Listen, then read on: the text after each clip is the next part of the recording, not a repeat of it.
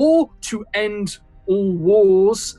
Final battle was fought. I cut Laurelania in half. Arrow nearly got sucked into a literal black hole. Kazna got teabagged and rushed by a Baylor and about 400 infantry with halberds and pikes and stuff. And Will crashed a dwarven behemoth mech walker at the foot of a mountain towards the fortress they were assaulting, and decided to blow up the containment unit to a magma gun that was about 3 foot from his face. Because yeah. So that was the last episode. And that kind of guy. Kind of fun-loving guy.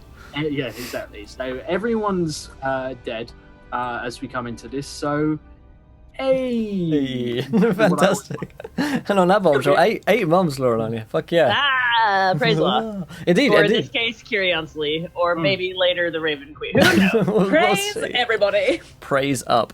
So yeah, speaking of the Raven Queen and Lolth, we have Laurelania with us tonight, reprising her role as Zune. How's it going? Good. Happy Independence Day, I guess. I don't know. God save the Queen, something. Yeah. Sure. Yeah. We'll play the British anthem at the end. I'm currently chopped in half. It's Drow Christmas, a holiday that we completely made up for this campaign. Yeah, and I'm ready to hopefully live, and if not, re-roll another character. It's going to be a weird episode, yeah. Good. Cool. You can find our character sheets here online, of course, if you're interested. And we have Eho back tonight. How's it going, my friend? It's going well. My character is currently being impaled by one of the dryads he summoned. He's being sucked into a black hole, and one of the dryads that I instructed to protect me has spiked me to the ground, so I do not get sucked into this big black hole of some sort of magic. Undead void. Yes, the actual void, yeah. Fantastic. So, we'll see. Yeah, and we have Louise back tonight, reprising her role as Kazna. How's it going, Louise? Woo, it's going good. And Kazna is Zune's older sister, and she is equally not doing great on the battlefield, but things are well, and I have faith in everything, and I'm not at all scared about the ominous messages I've been receiving today from Josh. Everything's gonna be fine. Good.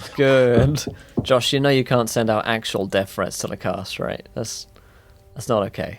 Show me that in the contract. There have been incidents. As for myself, I will be playing Gregor Tosken, who is a foul-mouthed dwarf who leads a band of vagabonds and the formerly jailed but now whipped into service by his warlock patron. He's a warlock and a fighter, so it's a bit like a lover and a poet, really, but mostly just swearing and blowing things up. He has an armor class of 24, so that's what I'm hoping will carry me through the explosion which I have just put into motion here. So other than that, guys, you know how to interact with the show. If you haven't followed, hit that follow button and join us. Also, here is the tweet for you guys. When we hit 20 retweets, you guys get to decide something which happens next. And, of course, if you haven't checked out the Kickstarter yet, we are very, very close to our next stretch goal of 3,500. We're about £59 away from that. So if you haven't pledged, check it out. And, of course, all the donations that you can normally do are in effect, but also they can go through Kickstarter as well. So, other than that, I will hand over to our Deathlord Dungeon Master for tonight, Josh. Just a quick friendly reminder for our Dungeon Master. I have a critical role saved, so just throwing that out there. Is that crit success or a crit fail? Crit success. Okay, all right. I'm just gonna let you know that I have a critical fail. Speaking of natural ones, I just rolled an ominous D4 and rolled a 1. What could that mean? Good for us. Oh, I like that idea. Rolling a dice before the show just to see. I'm gonna go with my D20 here. What am I gonna? Let's see how fuck. I got an 18. We're pre-rolling now. Okay. It's a good day. It's a good day. I rolled all of your rolls before. Oh dear. Thanks. I think you'll find I rolled nat 20s every time. So I rolled a 5, so that's about right. Speaking of Louise, we're gonna actually start with you. Yay! Good. I rolled for it. It's you. So, Kazna. I like how I'm the nat 1. Thanks. Kazna. Yeah, it's You're number 1, Louise. Start with start with the pain first. So, Kasna, you can feel something. Okay. Everything is just swimming with black. You can't really see. You can't really remember what's going on. You feel tired, more tired than you've ever felt in your entire life. You feel woozy. Maybe it was something you ate. Maybe something you drank. Maybe you've been poisoned. You're not really sure. You just can't seem to grip onto any thoughts. And you're trying to formulate in your head what is going on. Where are you? What is happening? And that is when I'm going to need you to make me a Constitution saving throw, as the single most visceral pain you've ever experienced in your life suddenly surges through your body. You don't black out again, but it does sort of force your eyes open, and you realize that you are blind for a split second, and then the spots start to clear, and you have that moment where like your vision is just swimming, and you are looking up at grayness, a grey sky, an overcast, cloudy sky. It looks like it's going to rain. You're pretty sure of that. That's about it. And you are aware that you have just this searing, intense burning in your gut. Okay. Good. So there's nothing around me, nothing at all, just grey. You were just staring up at a sky at the moment. You get the feeling that you're not on something flat right now. Your body is at an awkward angle. Can I look down at myself? You can indeed. Roll me a medicine check. I will. I will gladly. Okay, on a 15, you know it's not good. Okay. You look down and you find that there is something protruding from your gut and chest. It looks to be what was a halberd at some point. Just the tip of it. The lower part has punctured through your midsection, and you think you can feel it, an exit wound on the other side. The actual main spike looks like it's hit your heart, but you are still breathing. You are absolutely drenched in blood, covered in blood. More blood than could possibly come from just you. And as you look down, you'll realize that you are on a pile of corpses.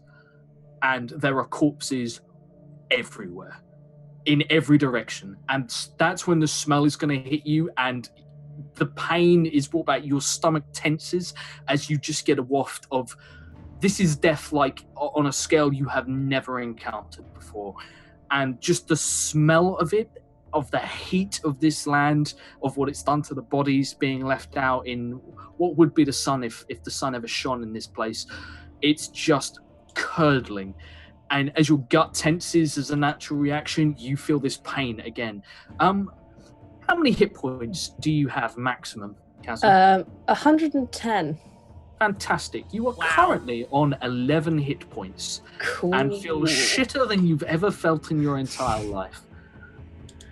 Great. Good for me. Okay. Can I try and grab the halberd and just try and pull it out of me? Cool. Roll me one more con save to see if you can get this gruesome new appendage out from your midsection. 20? Would a 20 do you well? A 20 will do me just like, so you managed to just, it's just too painful to grab hold of like the first couple of times. Like just putting your hands on it it brings tears to your eyes, and you finally manage to just and almost trick yourself into like 3, 2, sling straight out, and immediately like fresh blood wells.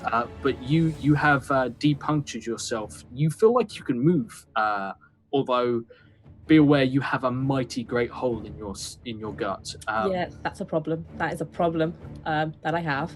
The last thing you remember was a Baylor, and somewhere in the region of you at a quick guess, hundreds of infantry rushing you around the Baylor. You know that the Baylor killed some of them. You know the Baylor injured you, and you know you were very close to it when you went down.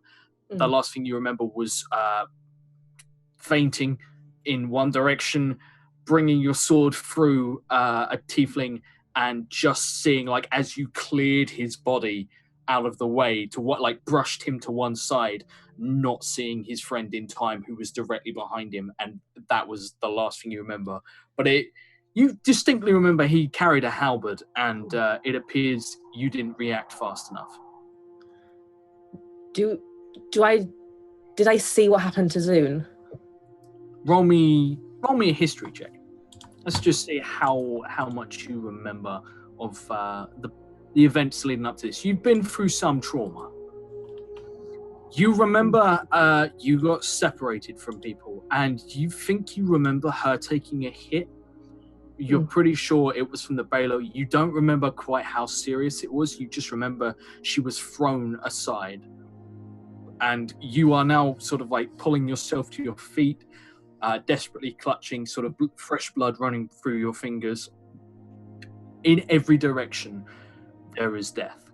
There are bodies littered from the foot of the mountain, and if you gaze in that direction, you can see that halfway up the mountain, with its face half buried into the walls of the fortress of Hex, is the Tarask, unmoving and prone. It looks like it's rammed the fortress, but there are an interesting lack of carrion around. There's nothing, there's no flies, there's no vultures or crows, nothing has come. This place is entirely desolate. There is a faint wind that blows across and just sort of brings the heat and fresh smell with it, but other than that, you are maybe thigh deep in bodies in almost every direction. I will not, and I cannot die here. I must find my sister. I'm going to try and, using the halberd kind of almost as a walking stick, almost try and drag myself towards the fortress. And as you sort of like move forward, you realize that your arms appear to have you actually appear to be like, the more you move, the more you're aware that you shouldn't be moving. Whatever was done to you, like, you've got a halberd through, and like you can feel something grating against the bone in your chest. There's probably shards of this halberd still in you, and you're just sort of you've grabbed hold of the shattered hilt, what remains of this, and you're using it as a walking stick, moving through the most uneven of terrain. But you feel surprisingly good, considering you should probably be utterly dead. Roll me a perception check. Let's see if you can get a bearing on where your sister might be. Where is it? There it is. On a 10, the first thing you stumble upon, and you nearly trip, and almost you find yourself sort of impaled by the shattered end of a pike, which sticks up at an awkward angle. You almost fall forward onto it, but manage to steady yourself, and you realize you've caught your foot on a very recognizable greatsword, which you found maybe 15 feet from you, from where you woke up. It is through two tieflings, and it appears to have sort of speared them to the floor. That is your greatsword. You don't remember killing them, but as you look around on a 10, you remember killing a lot of these things. You didn't kill all of them by any means at all, but you killed a lot of them. And it's not just tieflings you're tripling over. You'll find elves, very few of your kind, but you'll find wood elves. You'll find quite a few high elves in resplendent armor that at this point is so spoiled by just the foulness of death that there's no way it'd be worth anything to reclaim. Nor are you sure you could even carry it. Do those are people from our side? Yes. Do I think I killed them? There's no way you could tell. A lot of them have died from so many wounds. I mean, and they're covered in such filth that it's impossible to tell. You know, which ones were burnt, which ones were run through, which one died from bludgeoning, or there's a carpet in every direction. It's to count the dead would be a fool's errand. She'll kind of put her foot on top of the tieflings and with a try and just unearth her greatsword from their body, and if successful, just kind of kick their limp body to the side. You can do me a favor. You can take 2 damage as you pull this sword free and you feel tearing. You are going to struggle to carry much more than just that. You could probably sling it across your back, but you are out of this fight, if there is still a fight to be had, although it very much looks like the fight has been had and someone lost, if anyone won. But just the effort of pulling this sword free, it is not good. You need medical attention. You need something. And you also are hungry and very parched.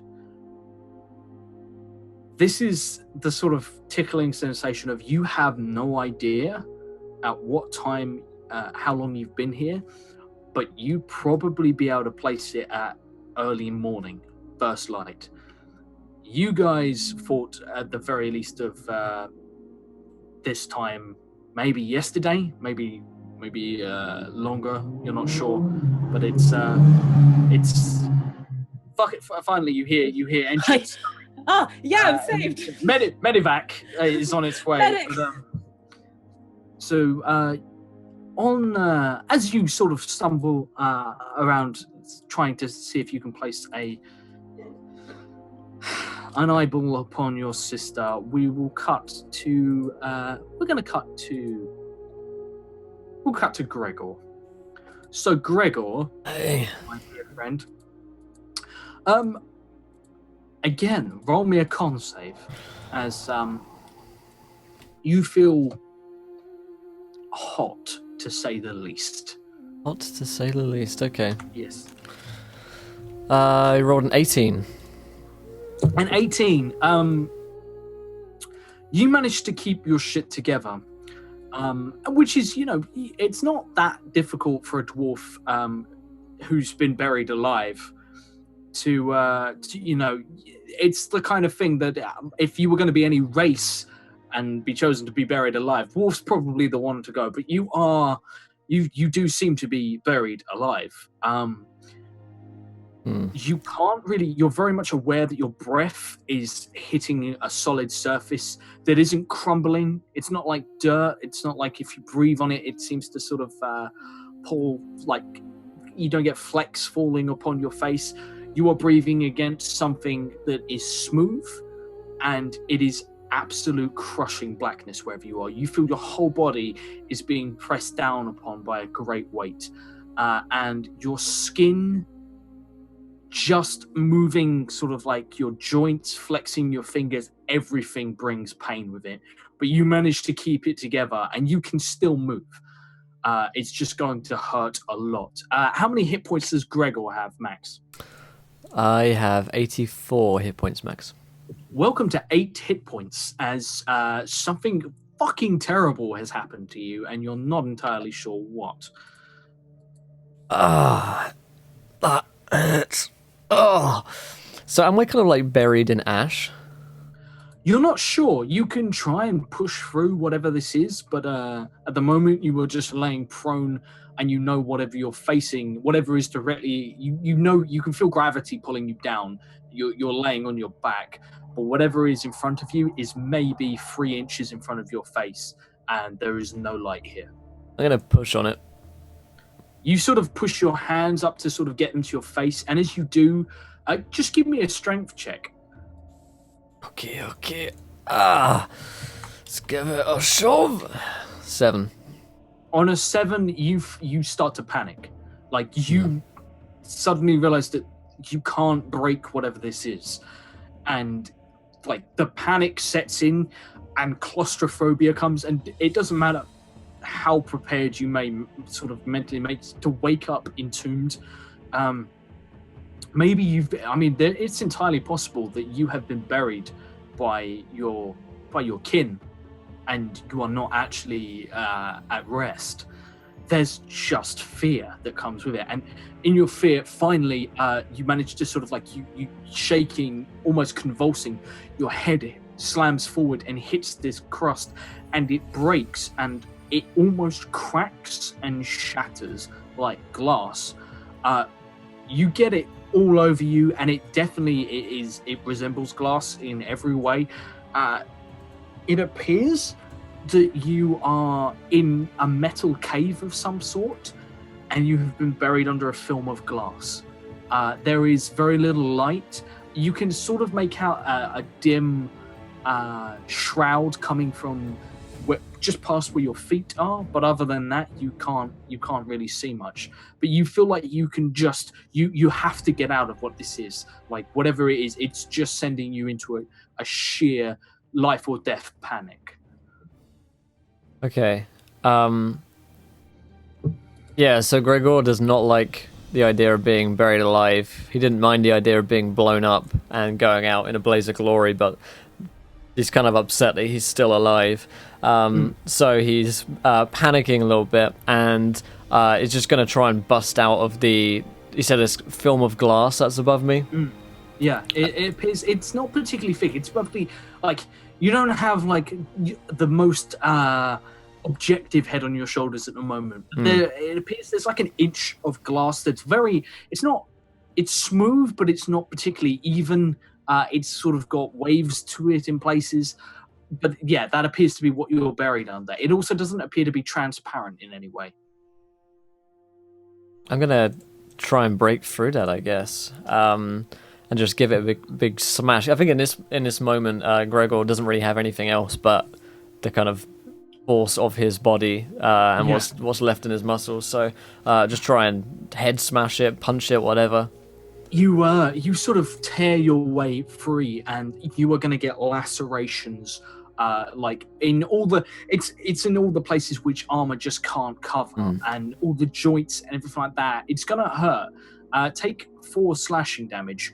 You are really injured, my friend. However, you sort of like pull yourself up, and you find a solid metal ceiling that is completely uneven, thrown in warped angles.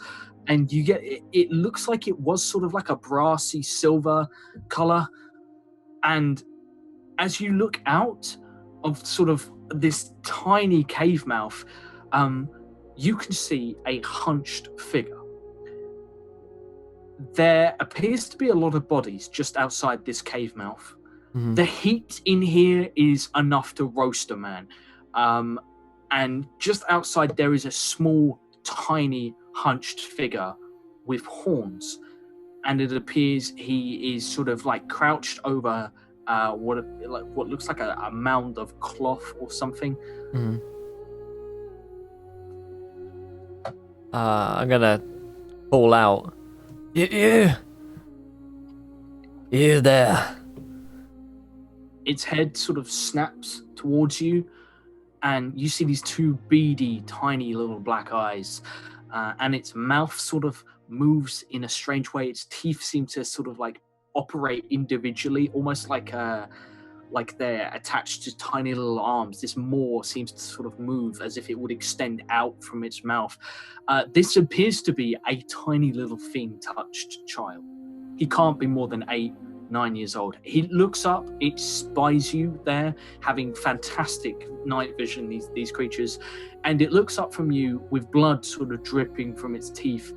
And what it's pulled its head away from is Slime, who was the last of your men who was still standing, who was staring vacantly towards you, laying on the floor with vicious wounds that look like they've been inflicted by teeth across his torso. He just stares into, not quite centered on your face, but he's gazing in your direction. I'm gonna rush up to it and kind of grab it by the throat and hold it up. Cool. Roll me a dex save as you are going to... Actually, give me strength. I'll let you roll strength. Okay. And strength is... That one. God, so you come forward and... I imagine it's like massive blood loss. Yeah, you just cannot... Like, when the dice will it, you guys really are fucked. You get to the edge of the mouth of this cave and you can't fit through it. There's just no, like, you would have to crawl hand over hand, but you hit the edge of it and it shatters away in the same way that sort of like whatever you were buried under, this glassy sort of textured substance, you break through it like a honeycomb and come out. But by the time you have, this kid has run, and he runs between these two huge piles of bodies, and you find yourself standing in a wasteland of the dead. What you look back to is what was the Dwarven Behemoth. It has bulged outwards. There is the largest glass bubble you can possibly fathom. It's maybe 4.5 meters across, that's swirled out and looks to be rapidly cooled metal that has sort of come out at uneven bubbling angles, and the ground around you in every direction has been turned to glass by the sheer heat of the explosion. There are dead, burnt, melted to cinders in every direction. You will find charred remains, pieces of what you can only describe as flesh, because they no longer resemble any kind of creature. You, however, look down at yourself. I presume you're pretty heavily, sort of like underneath the armor and stuff, pretty heavily clad in sort of like clothing and sort of all the undergarments. It's pretty much like a thick sort of leather and wool underling stuff, which kind of protects you from the raw steel that would be on me for the most part. You find that in many places you have missing parts where it's just been burnt away, and beneath you can see your skin has melted away. You don't have a beard, you don't have any eyebrows, your hair is gone, your skin is warped across, but sort of as you reach up to sort of feel yourself, your hand on your right hand appears to have, like, the gauntlet has melted and fractured away in such a way that you can see your skin beneath the undergarments. And where a normal hand, sort of like where you have skin sometimes in the right light, you can make out the veins, you can make out capillaries, you can make out arteries underneath the skin. You have a crisscrossing of golden lines beneath your skin that seem to pulse and move. And you realize that you've got out, you can feel a breeze, you do not feel any cooler at all. You feel like you're on fire. It's not to the point where you are sort of can't think, but it's a constant pain. I don't know what the fuck this is. I'm gonna kneel down by Slime. And you say he's been kind of lacerated by this creature. It looks like, whatever that was that you just scared away has been eating him. It's not done a particularly fantastic job. It's just been chewing through sort of like his shoulder and his bicep, but he's definitely gone down to multiple edged weapons. They could be swords. They're probably not even that. Does he have his eyes?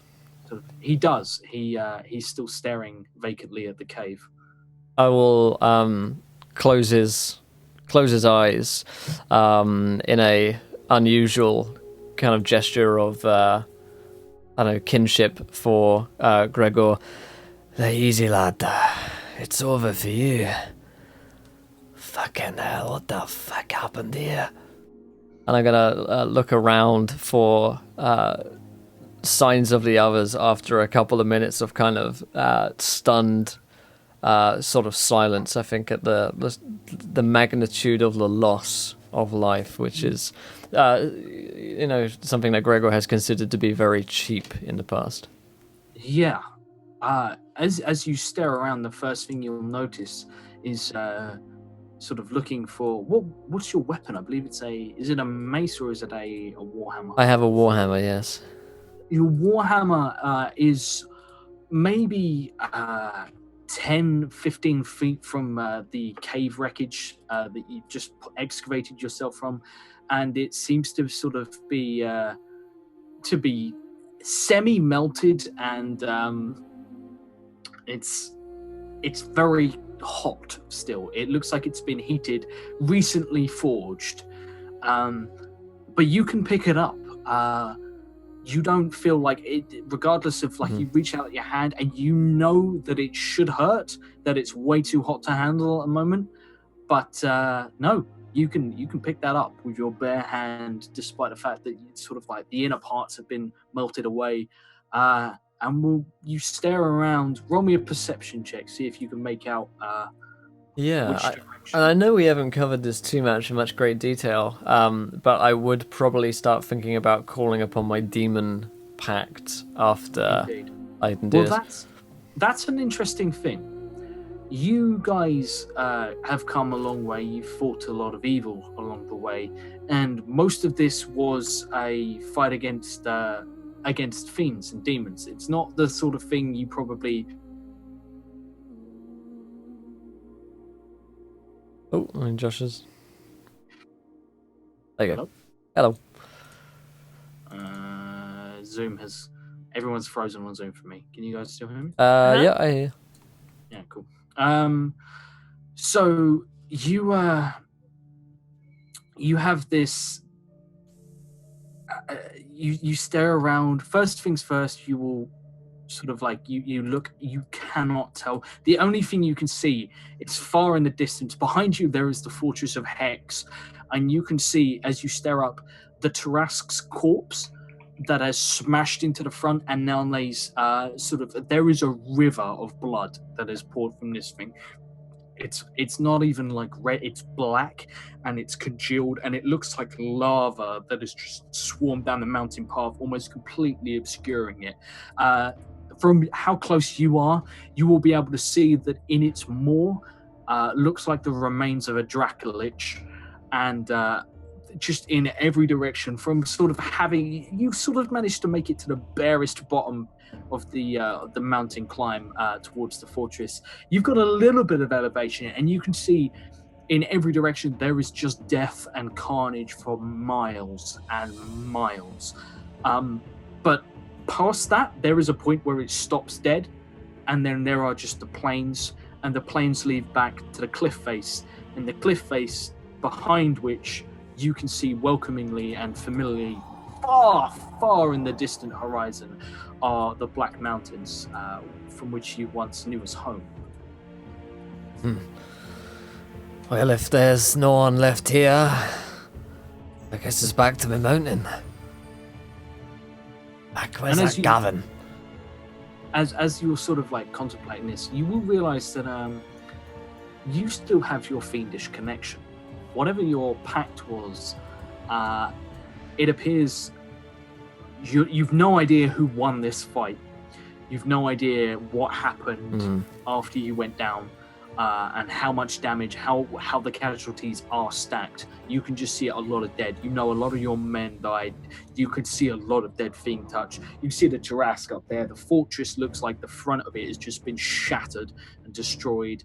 But as to who won, you have no idea. So the fact that you still have this fiendish connection, maybe that's a welcoming thing. Maybe not so much. It's depends on your out. I guess I'll kind of call out like, now they're dead, is our deal over. Demon. Roll me a religion check, I guess, or an Arcana. I'll let you do Arcana if it would. It's slightly more intelligent than I am wise, so yes. Okay. 20. At 20. What was that? Religion or Arcana? That was a Arcana check. Arcana. So yeah, on a 20. So right, this will be interesting. What were your words? Good question. Now that they're dead, is our deal done? You sort of feel like this sudden, what can only be described as a rumbling in your stomach. You are hungry. You are parched. You feel like utter shit.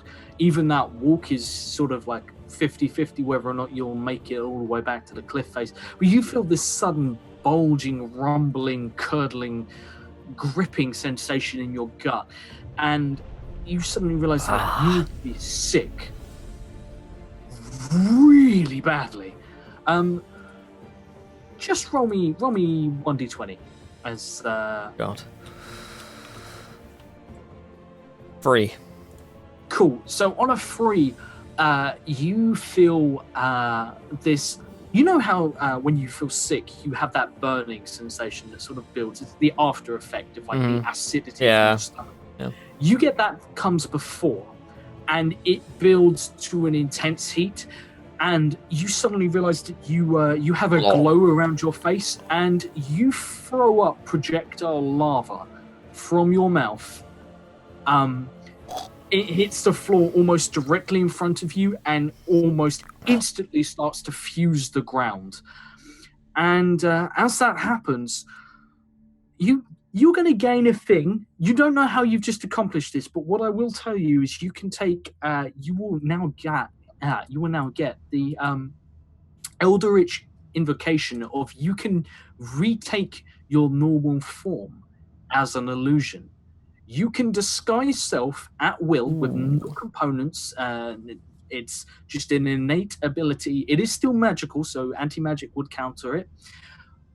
But you can revert to your previous form with hair, beard, everything as before, but it is only illusion. Hands can pass through it. If you put a hat on, it will protrude out awkwardly.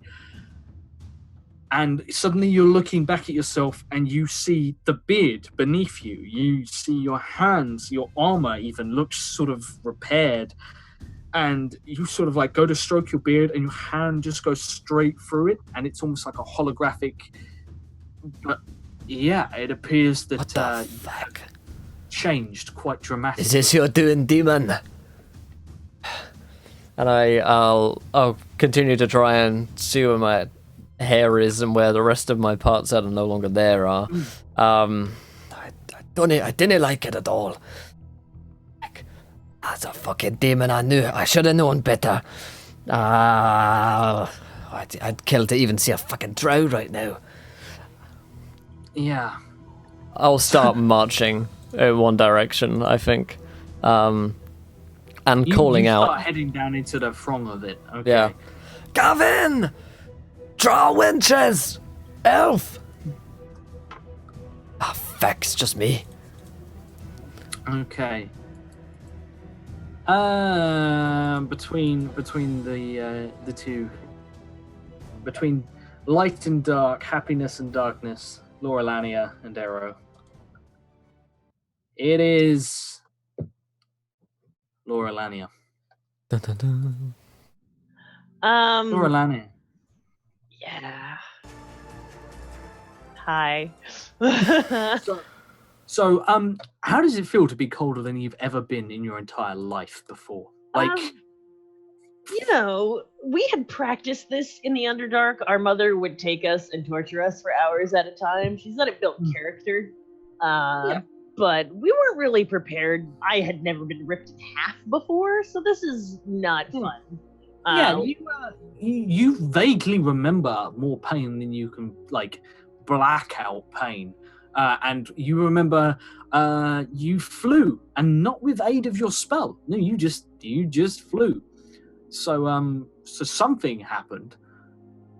But you're not really sure what, because you are currently staring at a stone grey slab. It appears to be a ceiling. It appears to be pretty much unadorned. You can see beneath your feet, sort of like in that direction. You can't move your head, but you can see that there is some sort of chandelier attached by a thick, heavy, wrought iron blackened chain. And you can see the flickering on the ceiling from the light in the room that would say it is probably a chandelier of candles. To your left, you can see that there's a wall not too far. To your right, it opens up. And in front of you, you can see very faint breath emerging from, you imagine your lips, probably. Who's to say at this point? I panic for a moment thinking that I'm in the Underdark and then compose myself and try to see how many parts of my body that I can flex. Am I still in half? Am I in green? You can flex your hands. You can flex. That's a good sort start. of like feel them tense. You feel shackles of some sort. They don't move.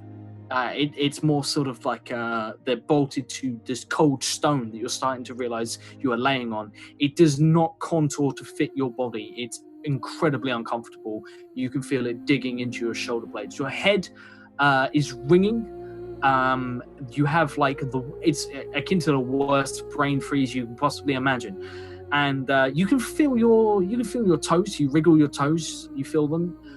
It doesn't appear that your legs are manacled. You can sort of move them around.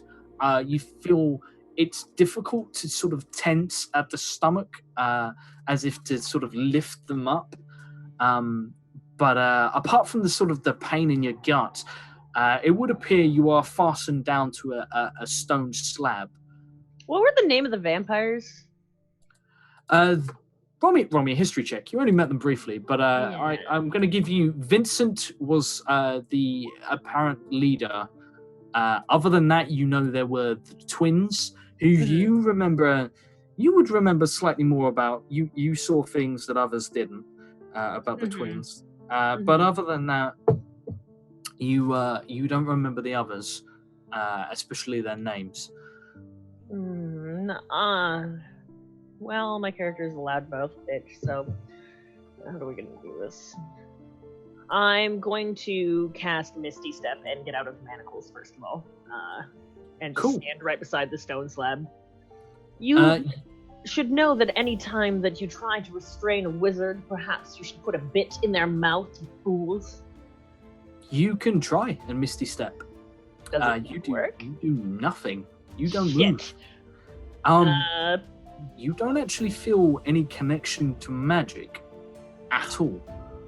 Don't need to put a bit if you have a fucking dead zone for magic. Okay, clever. I'm going to wait, and I'm going to try to seem knocked out then, if my spell has failed, and I haven't sensed any other presence in the room. I can't really do anything till then. Yeah, no, that's fine. So there's a sort of pause, and you're left with your thoughts. Your thoughts, I mean, you could be there for minutes, days, years, hours, seconds. Time, it's hard to tell. But you get the feeling that you're drifting in and out, and you keep having those sudden starts where you're suddenly no, must be awake, must be alert, and then you're not really sure. You don't recall closing your eyes, but suddenly you're there again. And the last time it happens, your eyes flash open, and there is a figure. The figure is crouched almost on your chest. It is wearing all black, very simple clothing, almost peasant garb. It has black robes that sort of trail off its back, and it has the charcoal grey skin and platinum blonde hair swept back of a drow. The very high angular cheekbones. Do I see any markings of loss on any spiderweb motif, anything like that? None at all, but you do notice the first thing that the eyes of it are just hollow pits. It looks like the eyes have been gouged entirely out, and its tongue is entirely black, and it leans down. It appears to be studying you, despite the fact that it just has no eyes at all. But it seems to be licking the air as if it can taste you, as if similar to how a snake would navigate with the forked tongue. It seems to be tasting the air directly in front of you. And as sort of you are caught out by this, you exhale a breath, and it sort of fogs out, and it licks the breath, seemingly, and recoils. But it doesn't fall off you, it's just there, perched on you. Where is your master? And I repeat in Dark Elven, and Common, and Undercommon. it studies you. It waits for you to sort of like finish like showing off the amount of languages you know, but also like desperately hoping that you can communicate with this thing. And finally, you just hear a voice in your head. This voice sort of tickles ever so slightly, just at the base of your neck. It just this uncomfortable sensation, as if there's someone. The best way to describe it is it's like if you know someone's been in your room. That sort of betrayal of privacy. This is your mind. Ugh, psionicysts are gross. Yeah, and there's this one speaks. Why does it speak? It should not speak. It should sleep. Use the drow silent hand code if you need to speak. Surely you're not so stupid that you weren't taught that in your infancy. And I say it again in every single language that I know because I'm awesome. You sort of start, and it seems to take this all in, and sort of you're done. Your thread is out there. You know, the aggression is evident, and in response, you get a round of applause. It claps its hands together excitedly, and it bounces up and down, and you feel like the compression on your chest. It's not a comfortable feeling.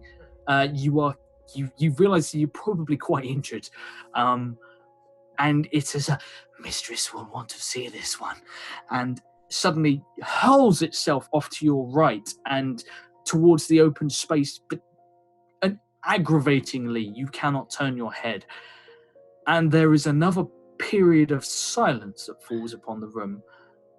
My scream is like one last. I know it's gone anyways, but heal me! You dick! You don't leave me here in the room. I'm in pain and feed me. And still a royal after all. Yeah, exactly. So after a little bit more time, there is. Yeah, there's a wonderful sudden coldness that comes, and this is. So you're cold right now. You feel you're basically the way I'll describe this to you out of the character is you feel like this is freezer cold, like you are being kept on ice. Oh, but there's sudden waft comes over you, and I don't know if you've ever felt dry ice. Yes, I have, and that is okay. Okay. So that's something we can relate to. So this coldness roils over you, and you become aware that it is coming from a almost smoke, a fog that is coming from the right-hand side. It comes up over the slab, and sort of holds across your chest, and as it builds together, it coalesces, and you're kind of... It's hard to tell, but it seems to make a face. Some sort of ice air elemental? You're not entirely sure. Whatever it is colder than you are, and that is a frightening thought considering right now you can see your own breath. Whatever this is beyond anything you've ever encountered. And this face appears sort of like it holds together, but not. It's a little distorted. It's hard to make out features, but it definitely seems to be looking at you, and it draws close, so it's maybe 4 inches from the bridge of your nose where it stops. And it's still moving. The fog still ripples. It still seems to be disturbed by things moving in the room that you can't see, nor hear, nor feel, nor touch. But it is there. Well, this is the most enchanting conversation I've ever had. Surely you offer your guests something other than this. I rattle the manacles. Release me. Heal me. Do you know who I am? Yes. I do, says the smoke. Then release me so that we might have a more suitable conversation amongst ourselves. I'm interested to know, if I were to release you, where would you go? Well, that would depend entirely where I am and what you have to offer. Since I'm clearly the most capable of all of your test subjects, there's something that you can glean from me, and I perhaps from you. Shall we strike a deal? The interesting proposal, but one that is slightly soured by the fact that you are not my most successful. You are, in fact, my least successful. I find that difficult to believe. I'm amazing in every single way, and I've excelled at everything I've done since I was able to walk. Clearly, your tests are inadequate. So why is it that you refuse to relinquish onto me that which I am owed? Who are you? What is it that you believe that I owe you? You've saved my life. Is this some sort of life debt? So typical among surface things. I don't want to seem like I don't have the upper hand in this conversation and knowing what she is. Can I roll some sort of arcana to like... Yeah, absolutely. Okay. Ooh, I'm not going to use my crit on this. You don't need to on a 27. Yeah. So right now you are well aware that you cannot cast. In fact, you feel completely cut off from everything. And you get this sensation like there is... So at first, the going sensation is that you feel like you can taste your injuries in the air. You can taste the sheer amount of blood that has been spilled. You've always had that natural affinity. You are a necromancer. You've got to the point where sort of just being around the dead, you have an uncanny knack for knowing where the dead lay, where they reside, from knowing when, just around the corner there might be a skeleton or a zombie, or there might be a flack tree, or just anything like that has always tickled like your senses in a way you've never been able to put a finger on it. And you've played that up until this point. But you're starting to get the feeling that it expands beyond you, that the death is more widespread. And then it brings you back to the memory of sort of like being on a field full of death. Like you were on a battlefield. The last you remember, there were dead everywhere. And even that doesn't seem to sort of seem like enough. Am I on another plane of existence? Laurelania. Fuck.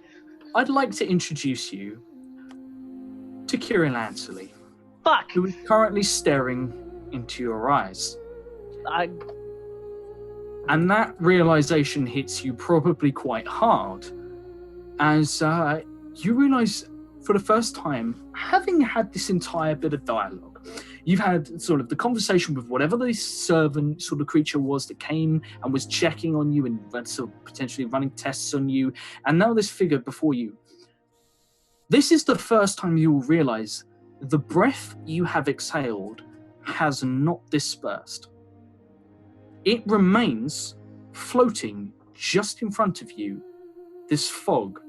But it's not like it's the fog that she is, the fog that embodies her is this dark grey flecked through with purple in places. It's inky blackness. It's sort of like how you describe like oil being dropped in water, the way it plumes out and takes unusual and shapes that sort of they unnerve you. They take shapes that sort of unsettle you in ways you've never experienced. It is entirely alien to you. But this breath that you have exhaled is just there, right in front of you. And she is staring at it hungrily.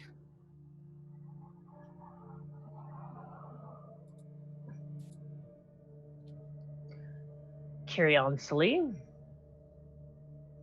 Hoping that she'll be impressed that I deduced who she is as I panic and try to think of what to do. There's almost a flicker of like, if you see lightning rumble through clouds of a great storm building, there's almost that behind her eyes as you, for a second, you almost pick out actual features. And then finally, the facade of the smoke dissipates just around her face, and this porcelain angular, beautiful drow female face slinks out from the darkness. Just a face, almost as if it were a mask that you could pick up and place upon yourself at a fair, at a Renaissance sort of deal. And there is your god. From a scholarly perspective, as we discovered. I definitely want to take a piece of this building with me so badly. I'm in a god's lair. Sweet. I can't escape. It's a dead magic zone. I'm face to face with a god. Possibly not her avatar. I'm not strong enough to kill her. I need to live. I need to get back to my plane of existence. What is it that you require of me? It shall be done. I ask you again. If I were to allow you to leave this place, what is it that you would do? You, who has denied me what is rightfully mine. And from beneath, sort of like from low down in your body, you watch this hand surge up and it is entirely smoke. And it clutches at your breath and breaks apart around it, splits into two, like two writhing twin snakes that suddenly become savage and angry. And they seem to roil and crash around it and then pull back. As this breath that is attached to you somehow, you, on a 27, I'm going to give you that may or may not possibly. Be my soul? Yes, indeed. Yeah. And she looks very angry about the fact that you have refused to die. This was kind of the deal with you getting power in her eyes. I plan to raise an army of undead and march it across the entire surface. Once I have captured it into my own, I plan to give to you your entire domain of Loth and steal from that spider bitch the drow kingdom which she has taken from you. Once I have ceded my right of power and given you your namesake back to yourself, I plan to become a lich and rule over the Underdark in your name and know that the crown of bones shall be on one head in every part of the region, and there will be no one who does not speak nor worship the name Curiosity. Can I roll a charisma with that? Give me a persuasion. As her tongue sort of snakes out from between. I'm gonna use my 20. Nat 20. I thought you might want to say that. Yeah, nat 20. So you watch as sort of like her tongue snakes out, and you watch as, for the first time, the breath that you've exhaled moves in reaction, as she seems to sort of like, her jaw unhinges, and you watch, there's like the horrible clicking sensation of dislocating bone as her mouth seems to open into a maw that you cannot fathom. It is huge, and you realize that there are more teeth behind her porcelain, beautiful teeth.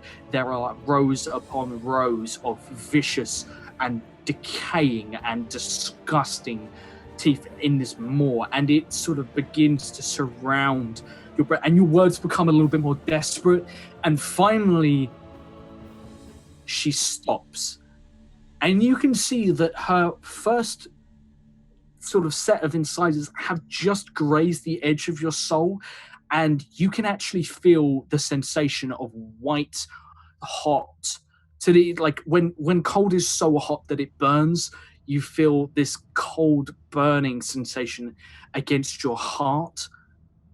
But it stops, and it doesn't get any worse, and there's a good 5 seconds, 5 years, you have no idea.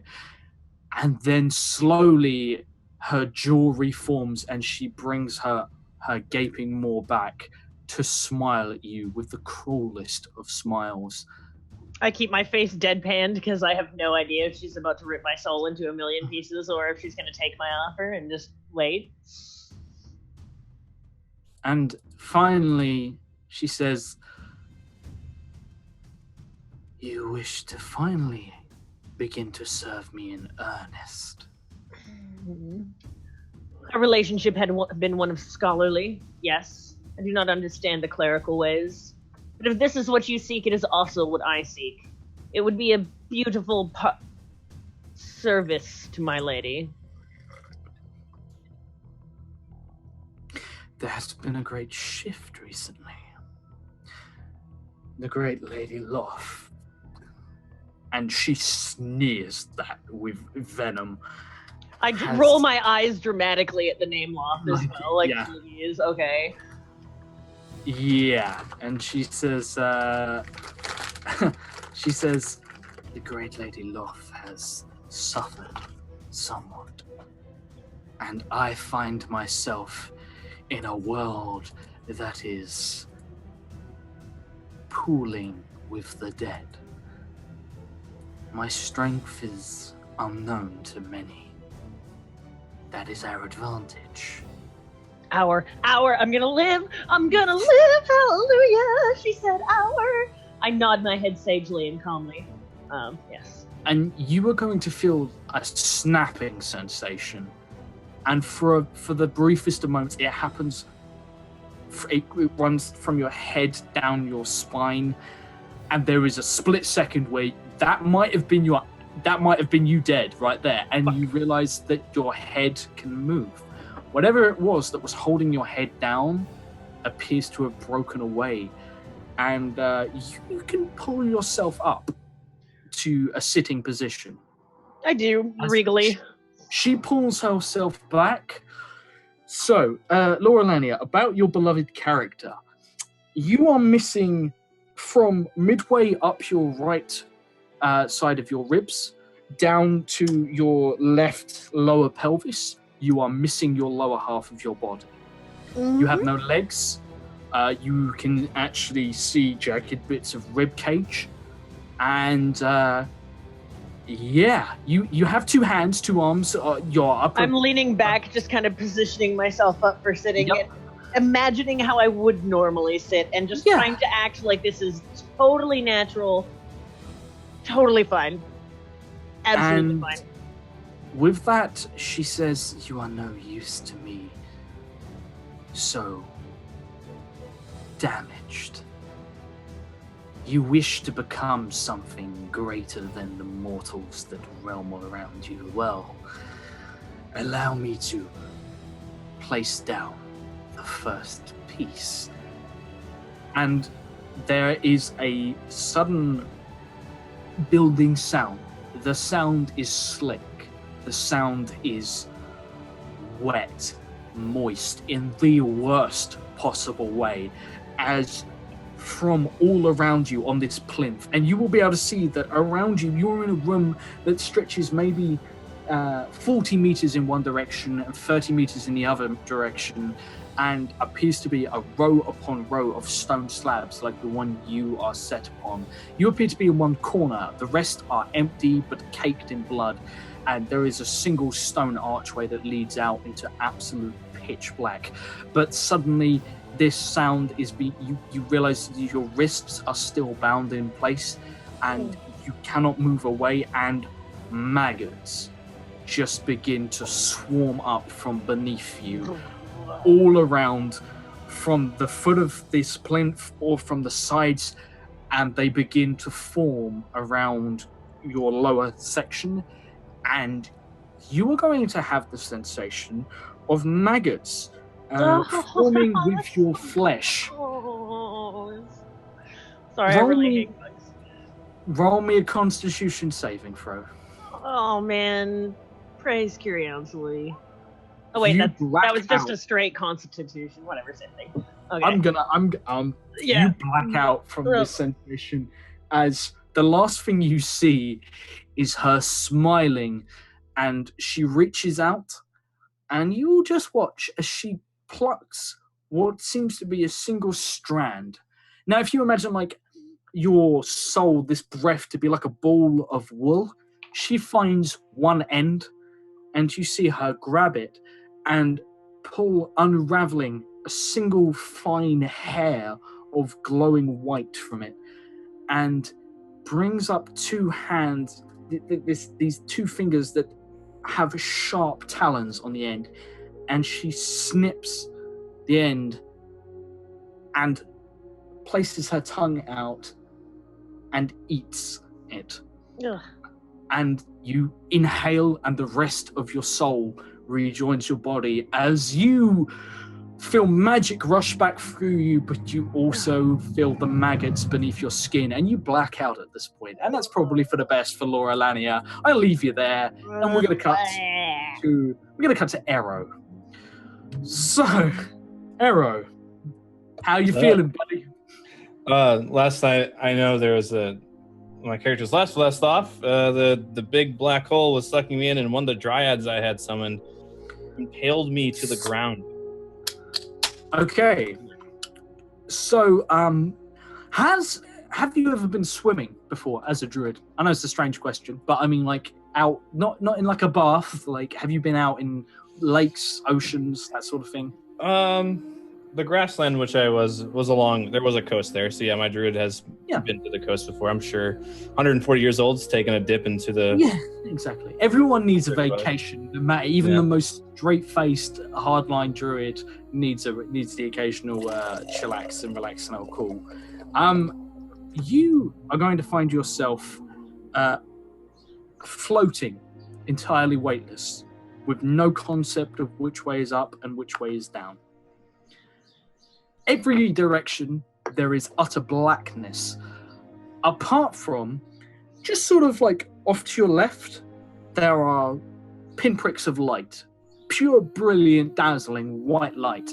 In like, it looks like if you were in a sphere of blackness, but there was light outside, and someone got a needle and just pinpricked a ton of holes in a small, maybe a foot across circle-ish pattern, that is what you would see. But other than that, in every direction is blackness. You can orientate yourself in any direction. You can move, you can flex, you can feel your entire body is still there. You can feel you seem entirely uninjured. You can look around, you can hear nothing at all, but you can speak and be able to hear your own voice. Do I have anything on my persons? Am I still wearing my clothes? Yep. You still have everything you had. Using my vast grassland knowledge, I'm going to cast Daylight. Cast Daylight for me. Cool. And I'm going to cast it on a piece of my clothing. I'm just going to rip a piece of my clothing off and create a 60-foot radius sphere of light that spreads out from a point. Cool. You create a 60-foot sphere of light, and it touches nothing other than you in every direction. You don't feel like you can breathe. You're not underwater. You don't feel water rushing past you. You feel nothing. You just feel the clothes upon your skin. And finally, by accident, sort of moving around, you come face to face with what appears to be the outline of something. It is just, if you've ever held two shades of black up against one blacker than black, and then one slightly less, sort of like almost like a navy blue, and placed it upon, it's hard to make out at distance, sort of like the outline, but you can tell that there's a shape there. That is what you were looking at. It's probably about human size, you reckon, about the same. You can't make out if that is it, but yeah, that's what you see. Does Aureus feel wounded at all? Is he? No. He doesn't feel the wound because he remembers being impaled by one of the dry. You know you were stabbed. So whatever this is, you don't know. Okay. So I see this figure in front of me. Where am I? Where is this? And I at this daylight, and there's illuminating. I see this object or this thing, and I am speaking in Sylvan, my most native language. And what is this? Who is that? So this thing comes towards you. It comes towards you, and you can't make it. It breaks up in the light. It looks like it could be one thing. It could be a horde of things, and you have no concept of how far away it is. Just that you're not sure if it's just appeared or if the light has cast onto it. It's just with utter blackness in every direction. Getting your bearings is impossible. But it seems to be getting larger or moving towards you, and a voice echoes in every direction, and it just says, I I am the void. Aureus is utterly terrified. He's never been to the void. he's really out of his element. And it's why am I here? This is not meant to be. This is not. Where am I? There's a pause, and it just says, I will be joining you all soon, children of light. For if you look into the void looks back. And there is a sudden, you realize whatever this is, it's coming towards you at breakneck speed. What does Aureus do? Aureus is going to use divination. Okay. And I'm going to attempt to commune with Sylvanus and ask for guidance in this situation. Okay. This is the point. Go ahead. So how does that connection feel usually? What's that connection like? Because this is a natural. Sylvanus is a nature god, and it's very different. Like clerics generally feel like this huge like surge of like reassurance or something like that. But as Sylvanus is the god of balance, how does he feel? Like, what does that connection feel like? Sylvanus is usually, for what my knowledge is as a player knowledge, Sylvanus is more of a, I guess, balance and all things, kind of like it feels like a natural type feeling. I don't know how else to explain it. Yeah. So when Aureus communicates with Sylvanus, obviously through divination or some other means, communicating with the Fae, it's usually a very balanced feeling, kind of like a calming, kind of like a reassurance. Like if he's concerned one way, Sylvanus kind of tilts his understanding and consciousness back into like an even keel, like kind of like, it's okay, it's reassurance, this is how the balance will be returned. He's not trying to get favor or not get favor, he's just trying to re-understand. Yeah. So you've probably never encountered a situation, even out in the wasteland that was the Orc Waste, like you had this huge this is like this huge plains of death, of slaughter in every direction, absolutely devoid of like simple things like grass, like even weeds just simply don't grow in the Orc Waste. It's like this salt plains of nothingness.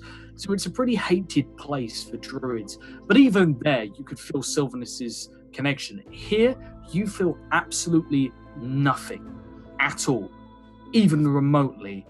And you have this thing coming towards you. There is no guidance. There is no connection. You don't feel, essentially, you feel entirely abandoned. But it's bigger than that. It's so much bigger than just like, you don't feel anything at all. This place has no life whatsoever. How does Aureus compute that in his mind? That's like, Aureus probably can't compute that, I realize. But at the same time, like, what is the mental process that you go through in that situation? Aureus is frozen by fear. He's never encountered an area in which there was no balance of all things, or just there's not a natural world. He's absolute utter fear. And his attempt to commune with Sylvanus didn't really get a reply, which is very strange. So you are sort of frozen with fear, and there is this oncoming shape that comes towards you, and in the last few seconds it could be anything from a horde of creatures, it could be one huge thing, or maybe it is just something that has got very close to you very quickly. You don't know, but it seems to swallow everything around it, and yet nothing around it seems to change. You're just subconsciously aware with it. And then Aureus snaps into consciousness, and you are staked to the ground through your right shoulder by a thin, very thin spike of wood. And you can see everything comes rushing back. You feel Sylvanus's presence, even if it's faint. You smell death in just the most abhorrent way. You feel the searing pain of having something running through your shoulder and protruding from the other side and buried into a solid object. So even just flexing anything at all brings about fresh eye-watering pain. You can taste dirt in your mouth. You can taste a lot of blood.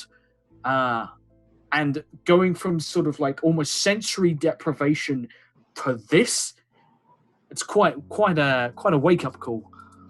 So how are we feeling? Or he comes to and he's no longer. I look around and there's what do I see? What does Ori see? There's your dryads are entirely absent. However, whatever has spiked you to the floor, you will remember it was a dryad's arm. There is, so if you've imagine a piece of wood that has been finely sanded. It is completely angular, almost in a teardrop shape, and it runs from maybe about half a foot protrudes out. It goes straight through your shoulder and then hits the floor beneath. You remember the arm was a lot bigger than that. It's just as if like gale force winds have eroded it over time, so this is all that is left. Does Orius know if it's a magical piece of wood or is it? That's a straight up dryad arm. Yes, it is most definitely. That is the arm of a fey creature that is made entirely of wood. Yeah. I mean, having any idea, I presume you've never butchered a dryad and then tried out what it would, what properties it has, but yeah, definitely magical. I mean, having been pierced before, I was obviously pierced by blood. I have the shard still in my chest. Yeah, absolutely. Orius is all too familiar with this. He's going to produce a flame and start to how do I feel? Am I healthy? Do I feel weak? You feel like shit, my friend. Everyone, basically, for everyone's hit points, all you need to know is whatever your current hit points are, take away the last digit. And that's how many hit points you currently have. You're at 10%. Okay. Knowing this and feeling like this, I'm going to healing word or cure wounds myself. I'm going to attempt to seal the wound a bit. I can worry about the removing the shard. I just need to stop the bleeding if there is any. Cool. I hold my hand to my chest and Orius begins to cure his wounds. Okay. Give me some healing rolls, and your skin will begin to sort of close. The wound itself, you can feel runs the whole way through. It's going to take some healing to do. But certainly the surface wounds, you're no longer leaking, and you probably want to patch yourself up at the back. 15 is enough to sort of like make sure that you have function and you aren't going to tear it open anytime soon. You heal the layers of skin over, but you can feel muscle and maybe even a little bit of bone still there. And give me a religion check real quick. On a 21, so feeling Sylvanus's resurgence, his that connection being reestablished. The first time, the broadband's been on in 3 months. It's that lifeline that has reconnected you to everything you know and love, and it comes with something. It comes with something that you can't really identify. You feel a crushing emptiness, as if you have an entire there's a million ways I could describe this. If you had a computer and you backed up all your files and then you put them into a new computer and you just have one file that is corrupted entirely, and there is nothing there, but you can't remember what was that file beforehand. Or, having sort of 1,000,001 boxes to unpack after a move, but there is one box that the bottom has fallen out of, and it's not labeled. The labels come off, and you don't know what you're missing, but there is some pit, there is some hole, there is some door that opens into complete oblivion. And the second you find it, it's sort of like this itching in the back of your mind, this tingling sensation. There is something wrong, and it's something within you. Yeah. So that's fun. I'm gonna cut back to Kasna real quick. As Kasna, you were going to hear the loudest, shrillest scream you can possibly imagine. So, Kasna, funny thing, you have a thing now. Okay. All of you have been Cool. altered by this irrevocably. There has been already a demonstration of Gregor has this ability to summon. Whatever he's done has fused him in some way with whatever this was powering this Behemoth's weapon that he tried to breach. And I'll sort of go through and describe everyone. Everyone needs to make a note, because you all have homebrew expanded rules that you need to make note of. So we're going to start off with Kasna, who's about to have to roll a wisdom saving throw as she hears her sister scream. Oh, Kasna, great. Kasna, your new ability, feat, condition, however you want to phrase it, is called Hell Hath No Fury. Now, it can be triggered in two scenarios. The first scenario, if Zoom is in imminent danger, you consider, if you can sort of rationalize that her life is being threatened, she is in danger, she's in a situation where violence is needed to protect her, this will activate. Whether you want it to or not, unless you wisdom save. You can just voluntarily fail if you want and let it go off. Or if you come up against fiends or fiend touched. Tieflings as well probably will push, but like if you come up against an enemy that you hate with sheer like an enemy that has done this to you, that has wounded you, you will feel the rage that is, you're not entirely sure how this has got into you, but during the time that you're raging, you will have the following effects. You will constantly be aggressive. There's no way that you can sort of try to rationalize the situation on. It's kill everything that is an enemy. That is sort of, you lose that control. You will have resistance to non-magical slashing, bludgeoning, and piercing damage, as well as fire, lightning, and necrotic damage. And you may wield your greatsword in one hand, benefiting from having a free hand to wield a shield, to operate objects, to carry people, all of that jazz. It does come at a cost. It'll cost you 2 levels of exhaustion at the end of it. That is quite a thing to come out of. This is what happens when you go down underneath a Baylor with multiple open wounds, and the Baylor bleeds, and you have essentially fused with the rage of the hells themselves. So, this should be interesting. Zoom is the one who's screaming, so you stumble upon your sister. Cool. So I'm a drow Baylor, is what we're saying. You have certain things. It's, yeah. That's once per long rest, and once it's triggered, it can't be triggered again, but also you are, until you either have a restoration magic cast on you or a long rest, you will have 2 levels of exhaustion. I'd look them up if I were you at your earliest convenience, because they will hurt badly. Then we also have, Zoom. So you will find your sister, who is laying in one piece, completely surrounded by death. But oddly, she is one of the only bodies that is on her own. She's laying flat. She's laying completely normally, calmly, as if she were laying in a bed on the floor. But screaming. But she is screaming as it looks like she's just come round to consciousness. Zune, you wake up. You are in a field of death, in the plains of death.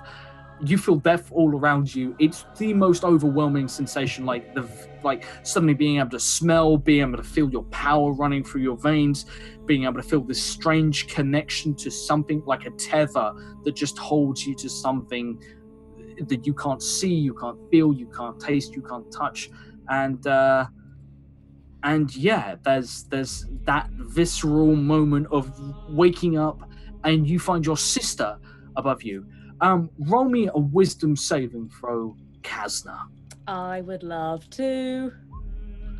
You are fine. Yeah. You can choose whether or not to fly into a complete psychotic rage. It's up to you.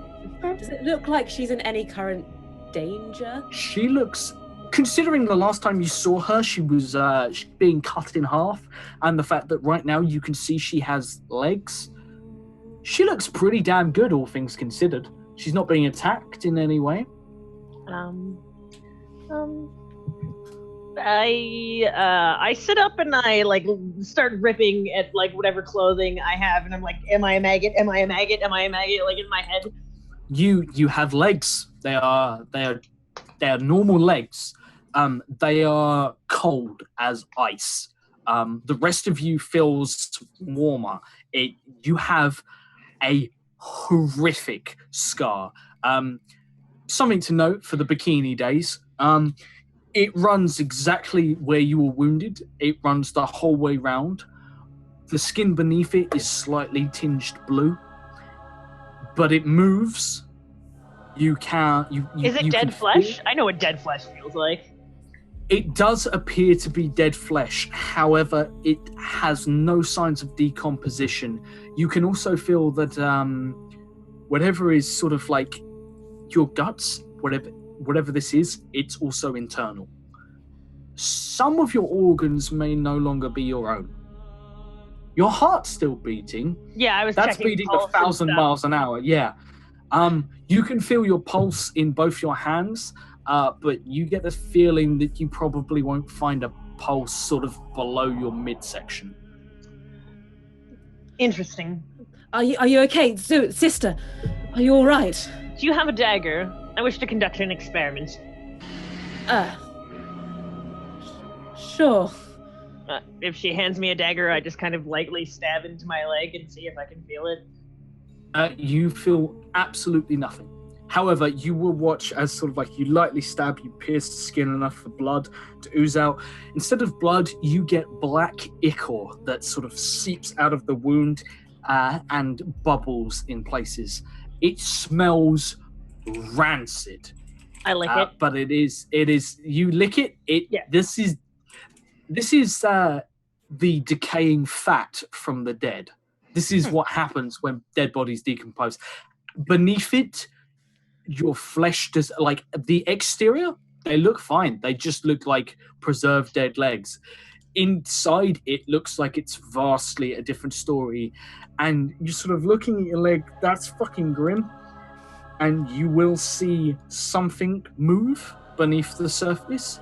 And then the wound pulls itself taut and seems to sort of not, it leaves a scar, but it seems to pull itself closed.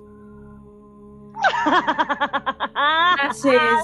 Sister! That is new, sister. I have made a pact with Kyrionsely. The whole world shall be ours. I stand up and I brush myself off and hand her back the dagger. Do the others survive? She's gonna like wipe it off on the nearest dead thing. Yeah. Zune, you're a little unsteady on your feet, but your legs seem to be your own to work, to maneuver. I slapped them a few times to get them to work. My sister, Morty. Where's Morty? About that, And the first look of concern ever flashes across her face for a moment. I don't know. I scream out Morty's name in Dark Elven, hoping that he'll hear me and come to me. You can scream it out. Give me 1 second. I believe my Zoom is crashing. Oh yeah, you look great. Maybe. Give me a second. I'm gonna take your time. And so in the meantime, Morty comes running around the corner, laden with treasures and health potions. And now I can talk too. Sister. And I recant to her everything that happened to me in Dark Elven, just in case anybody nearby is listening. You saw Coriansely? Yes. And Loth is apparently not doing as well as she might like. We could return to the Underdark and take it over. I did, of course. Home. Yes, and we could rule there. We could wear the crown of bones, and we could be queens of the Underdark. I like the sound of that, sister. I did make a small promise that we would take over the surface, but... I'm sure that will only come with time. Yes. I think that we can do this. I think that we can succeed. I do need to conduct a few experiments to figure out what's going on with my body, but if she seems to be willing to give me the power of lichdom, I must study. Yes, just promise me one thing. You don't go cutting yourself in half again. I did not cut myself in half. I think I rather boldly stood in front of a bower and then got cut in half. Either way, the result is the same, and I'd like not to repeat that. Where are the others of our contingent? Did any of your men survive? I know not. I couldn't see them. I don't think much has survived this. I'm guessing there's not many enemies around us. I was thinking of throwing up a dancing lights or something, or a beacon for people to find us. You can, yeah, absolutely. Throw something up. What do you throw up? I throw up dancing lights is a fairly simple cantrip, and I line the area around us with fairy fire as well, if they're both not concentration spells. I believe concentration is dancing lights is dancing lights is yeah, they're both concentration. So okay. Dancing lights will go up in the air though, and it's easier to see those, I guess. So let's throw up some lights. Whatever colors would have been, because each squadron has like its own banner and stuff, right? So I guess ours would have been black and purple.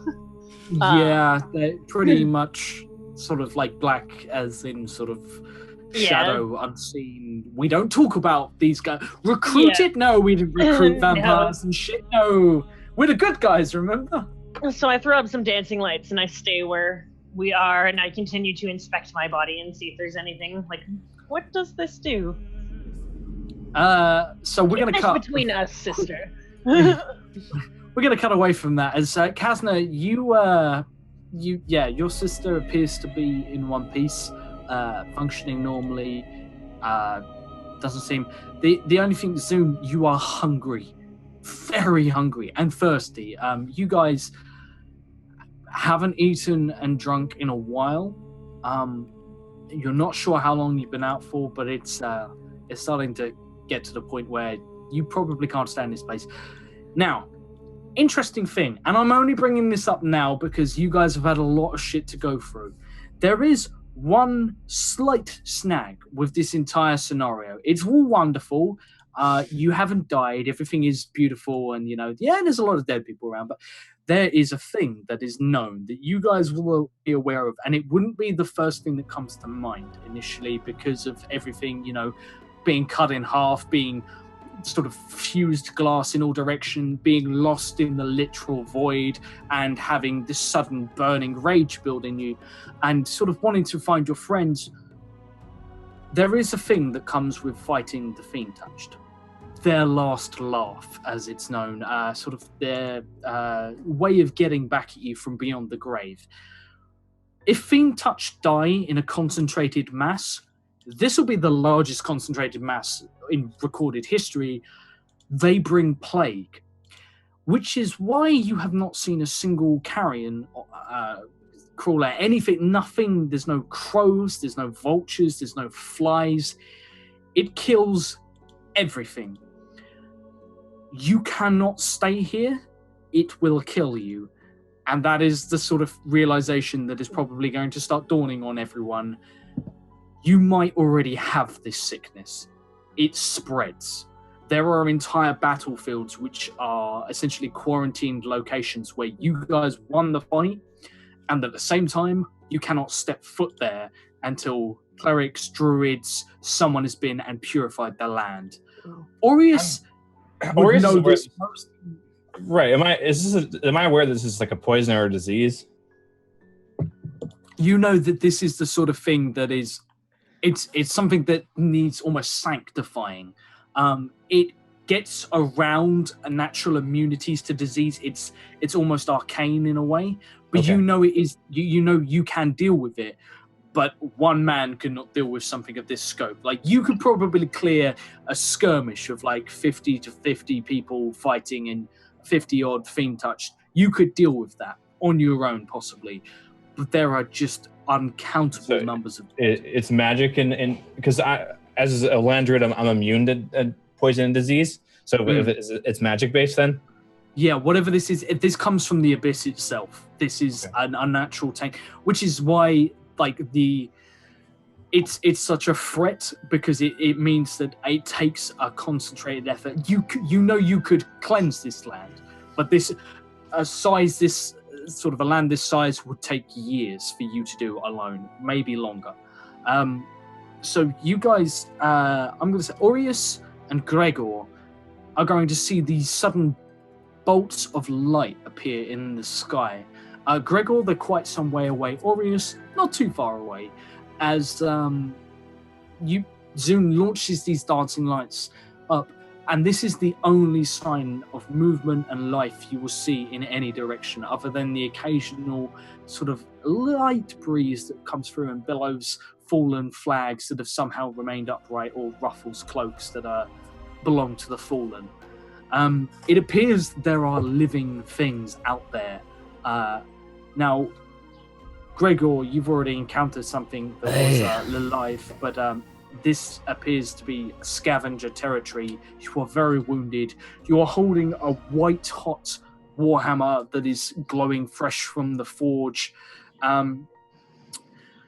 Your thing, you have this ability to project lava. You are fused. You have the name of this feat that you've been given. I need to check I believe. Okay. Where is it? It is called the Blood of Moradin, which Moradin being the dwarven god of creation, and Moradin's. Pretty hot guy. Yeah, exactly. It's not bad going.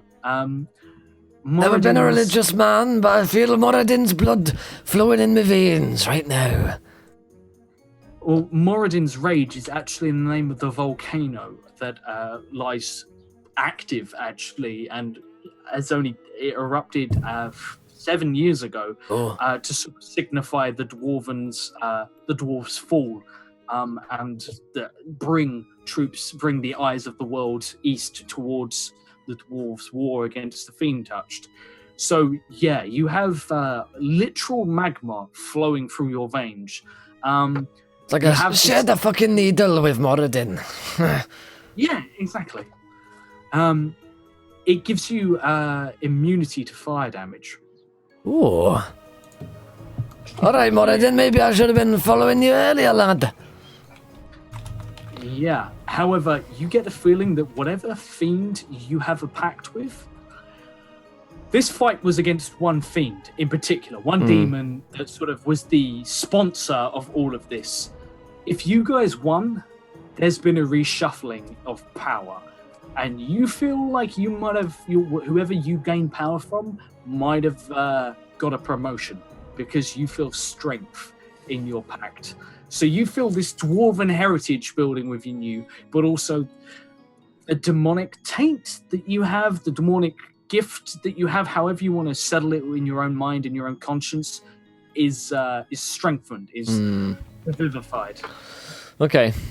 And at this point, am I finding the rest of the party? Yeah, you sort of pick your way through. I'm going to say, Aureus, you're going to get there first.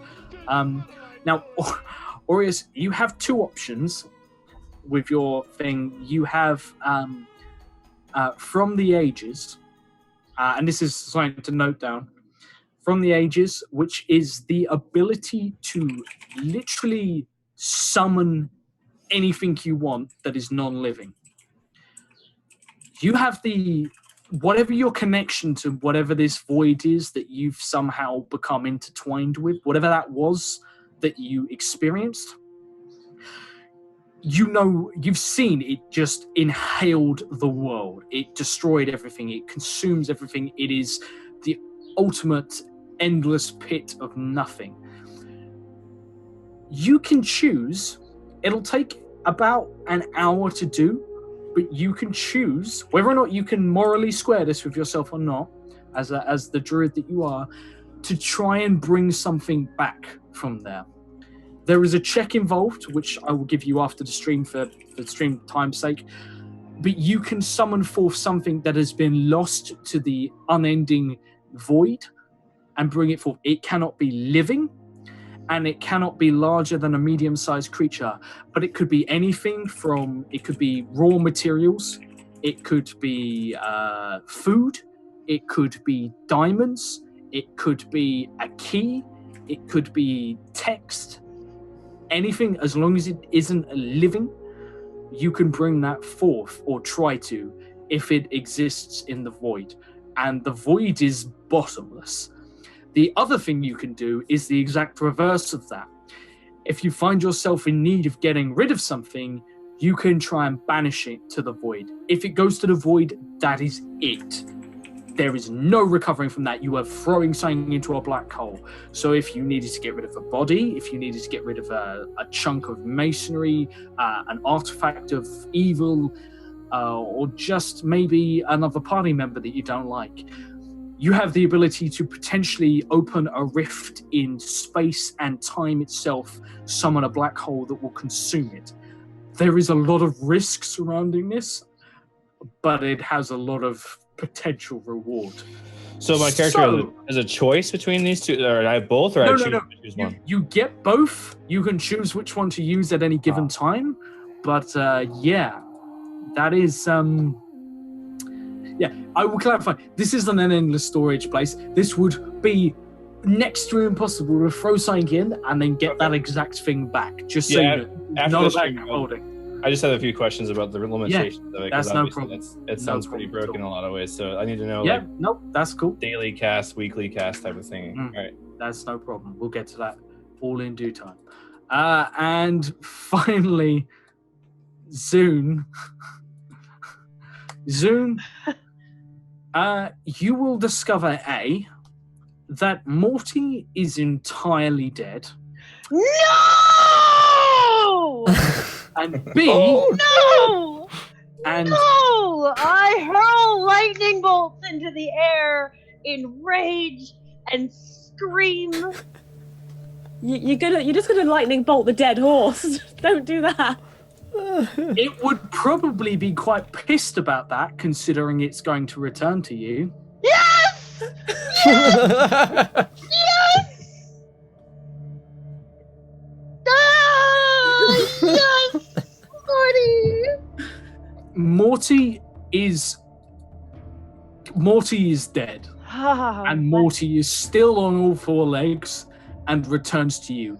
It is going to be bloody hard to hide the fact that Morty is a dead horse.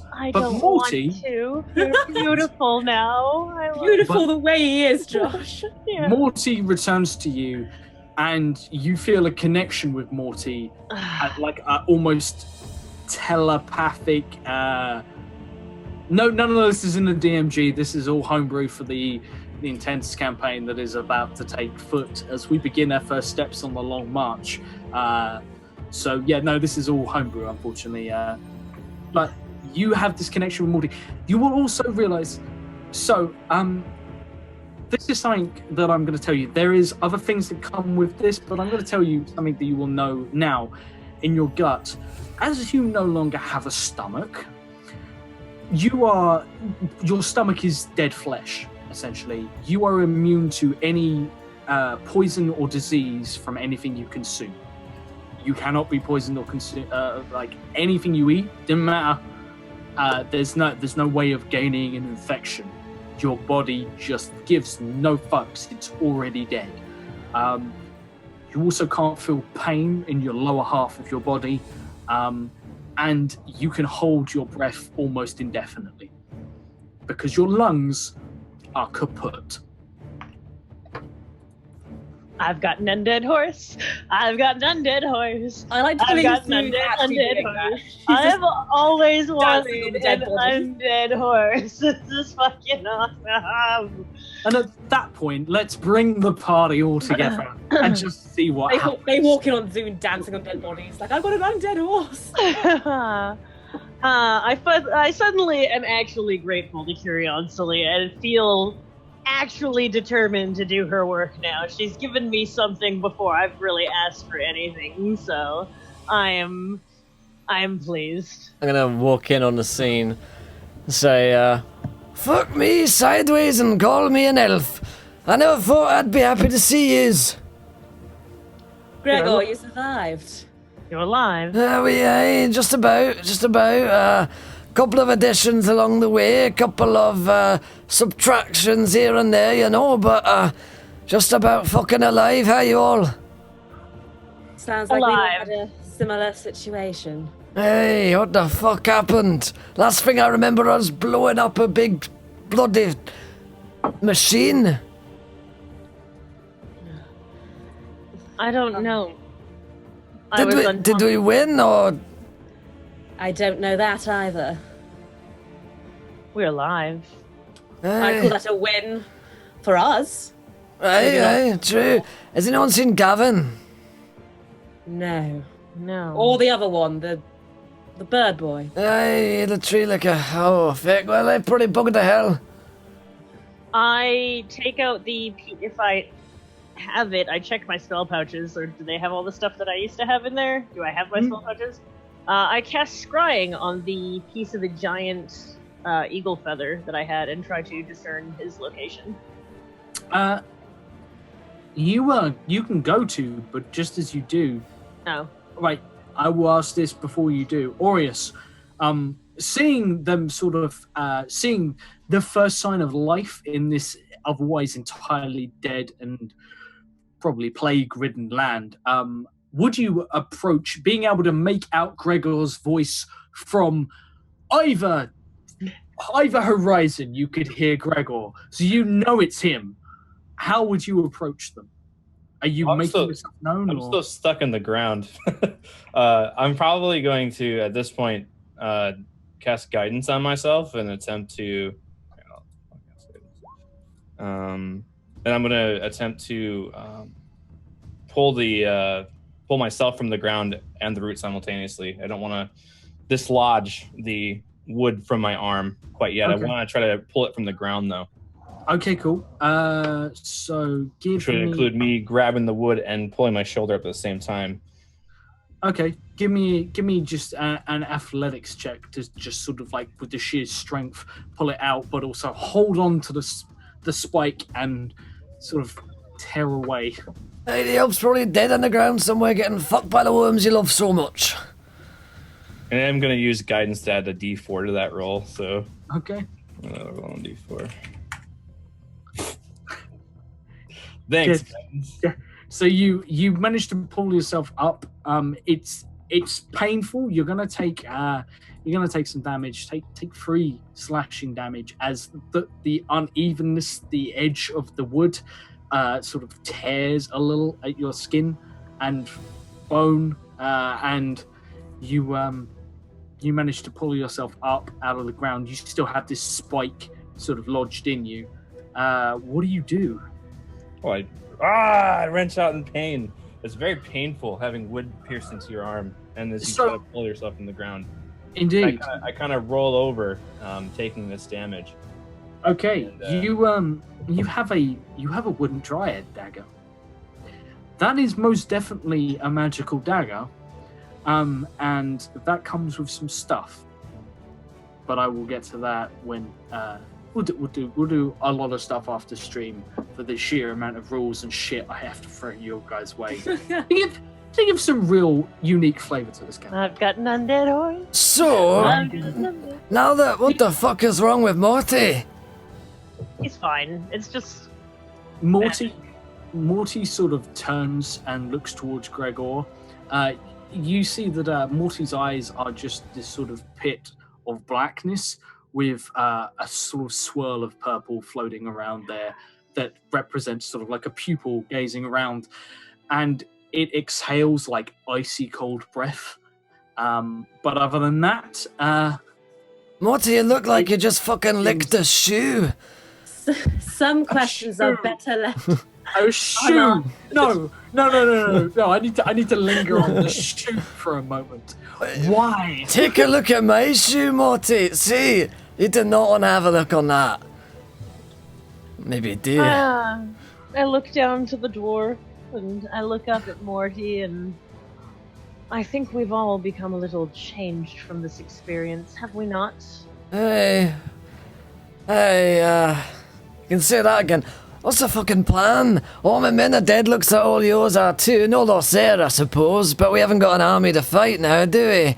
So what do we do? Go back to the Plentiful We Vine? completed our task. We go back to that self-appointed asshole of a general and we tell him that our deed is done and demand our reward. Whatever we do, we need to move, and I suggest we do so soon. Aye. Not now. Not safe to linger in a place like this. I saw a wee bugger going around eating my friend's Slime. There's more of them out. Then perhaps now, best of all, our other companions, well, they can find us. They're dead. Let's be honest, they're dead. So, I mean, we could have a fucking funeral if it'll make you feel better, but I say we just fuck off, you know? I climb on top of Morty. Oh, 1 second. And I'm gonna start urinating on some bodies, because Gregor has zero Why not? standards. And a full bladder. And a full bladder at this point, yeah. It's magma Josh, pee.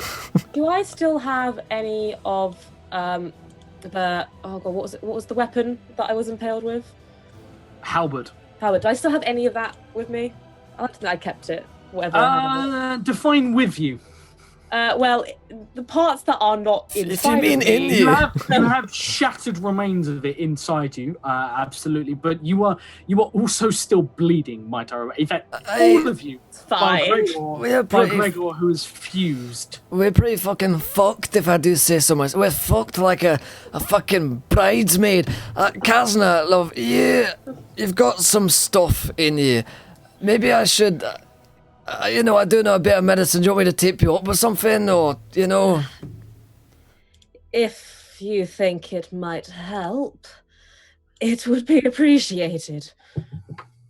Aye, alright. I'll try and give you a wee bandage up, Keep my hands off the goods and all that, So I'll try and, bandage her up a bit with, Give me a medicine check. Okay. It is actually only a +2, so if I fuck up then don't blame me. 16. A 16, just enough considering how grievously wounded she is. You can spend a hit dice, Kazna, and the bleeding subsides for now. This is not a fix. This is you are not going to bleed to death on your way back to the cliffside. That's good enough for me. I climb on top of Morty and with the additional height see if I can see any of our other companions. So, Aureus, are we rejoining the party or are we cautious? I know you are a cautious. Very Aureus, no, he's I guess he's gonna attempt to remove the wood dagger from his shoulder now. And he's going to but he's gonna attempt to do that first. Yeah. So what has happened with whatever event occurred around you, you will find that as you pull it out, essentially how the dagger will work is the part that was... Oh, sorry. That's my too- fault. Yep, that's my bad. Sorry, go That's ahead. cool. It's cool. So it now picks up great reception. You have like an antenna Sorry. and all sorts. I can't get this to go off. No. Off. That's Power Skype. I'll meet you for a second, nigga. It's cool. But yeah, how this will work is you've got when you pull it out, the part that was still through your shoulder will sort of be handle shaped, but the other side has been blasted, teardrop shaped by erosion at high speed, as if someone's taken a sand blaster to a piece of wood, and it has left like a sharp edge to one side, meaning you can now use this as a dagger, if you so choose. You can seal the wound with your healing, and there's death all around you. There are actually no dead past where your feet were. There's a huge space, like a clearing, maybe 60 feet across in a huge circle. You vaguely remember the whatever that void creature was being there. There is no trace of anything, and almost a crater in the ground, a slight dip where all the surface, all the cracked earth has been lifted up and sucked into whatever that was, and it's left sort of like banks to the edge of it, like a pit. It's not gone down past like solid rock, but everything is blasted smooth. You could absolutely drop in and skate around in that. Now, question for you: if I shapeshift into something that is smaller than, say, my dagger, would you allow me to maintain my dagger somehow magically through shapeshift, or would I need to shapeshift into something larger? You can, when you shapeshift, you can take all of your equipment with you. So, okay. Yeah, that's up to DM. So if you carry it upon your person, I'll allow you to take it with you. Sure. I'm actually going to use my last charge of wild shift for the day. I'm going to turn into a wasp. Before I do so, I'm going to cast Pass Without a Trace. Okay, cool. You are now the single most stealthy wasp that ever existed. You are the bane of summer days and ice cream. And it's the scariest prospect. Right, and I'm going to... fucking hate wasps. It's worse than the Baylor. I'm going to very sneakily, as sneaky as a wasp to pass without trace, I'm going to approach the sounds of voices I heard earlier. Okay. I demand to be able to roll a perception check for this stealth wasp. Roll me a stealth wasp. There's a stealth wasp. Kill it. The only reason you get a perception. Definitely can't see. Definitely can't. I will the only reason you guys are going to get a perception is because this will be the sound of a wasp sleigh buzzing will be the only sound for miles in any direction. I'm hoping that it would sound like a fly, which might. Yeah, you have to roll your stealth. I do need to roll my stealth. I get because you get a +10, right? Yeah, it's like to roll my stealth. Yeah, you will also get this at advantage because you are a wasp. You are making. That's 20. Sound. Yeah, 25. Damn it. And I'm going to turn into a wasp in the surroundings. I'm going to approach the party and keep a fair distance. I'm unsure of what happens. I'm trying to learn first before I. Yeah, you can see the. Also, real quick, as an observant, I can understand. If I understand the language they're speaking, I can read lips. So I'm going to stay at a distance at which I could read lips as well. Okay.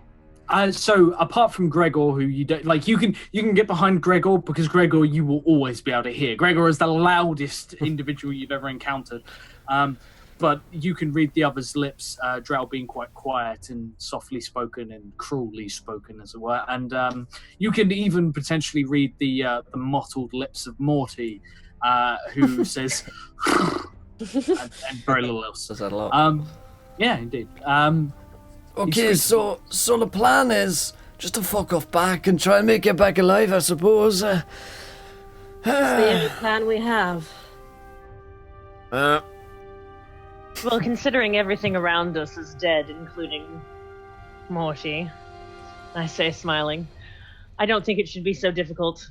It's like being inside your fucking mind right now. This is everything I've ever wanted. It's like some kind of big fucking metaphor for drow. It is somewhat beautiful.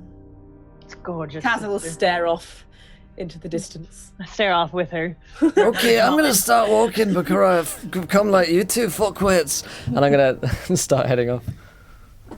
Oh. Arrow. Fuck me, I kinda miss the elf. Don't tell him that if he's alive, okay? Don't tell him that. Just for effect, because it's awesome, I'm gonna animate a dead corpse to follow behind us. Okay, just for fun. Jesus. Just in case something attacks us too. I mean, we got an extra body. What's the? How long does that take to animate? It's instantaneous, actually. Or 1 minute, sorry, casting time. Is 1 minute. Yeah. Cool. It happens instantaneous. Oh. So you basically derive your power at the moment from a god of death. This place is so overcharged. Like, the gods of death have just become the most powerful gods in the pantheon. Up until now, gods of war have dominated everything. Gods of death now rule everything. They are top of because there is just so many casualties from this. And, you know, everyone gets their power from different ways. The Raven Queen, the Kyrianthele, just everyone, the twins have all suddenly had a surge of souls headed their way, and they derive sheer power from it. So you just extend your hands, and you watch as what was a fiend touched sort of snaps together, but with a half, like an elfin head snaps its place on its shoulders. One arm is this huge hulking fiend touched arm. The other arm is an elven arm holding an elven shield. The fiend touched hand just has this vicious looking claw. It's the most misshapen creature, but it brings itself up, rears itself, and then just stands there eerily still. Oh, sister, this is the best drow Christmas ever. It sure beats last year. And I try to telepathically command Morty to start trotting forward. It's some kind of fucking holiday. I wouldn't expect you to understand. So yeah, Morty takes off in breakneck speed. Like, the second you think it becomes motion. It's this connection that you seem to have. Kazna, Gregor, a tiny inconspicuous wasp, and a hulking half-elf, half-dead tiefling, half-demon creature of misshapen proportions are suddenly left in the wake of Morty. Morty moves very quietly, eerily quietly, making no sort of like hoarse sort of noises. There's very little sound from his hoofs, sound muted along the floor. It's almost as if he's dead. Yeah. Creepy, that. So about Morty, what happened there? As far as I can tell, he died and didn't die at the same time, and, well, it made Zune very happy. You can hear Zune in the distance. Woo! As you can hear. It's like a spinster at a dwarven bar mitzvah. I would not know what that feels like, but yes. Do you write these beforehand, Will? Sometimes if not, your mind is one hell of a place. Inspiration strikes me. It's one hell of a bar mitzvah. We've all been there. We've all been right, guys. Maybe that's I just not look at Morty for a bit, you know. Perhaps for the best. Let's go. If the others have any sense, they will meet us at the camp. Hey, pray that they meet us back there, else that Gavin is all right, I reckon. We did have some odd friends.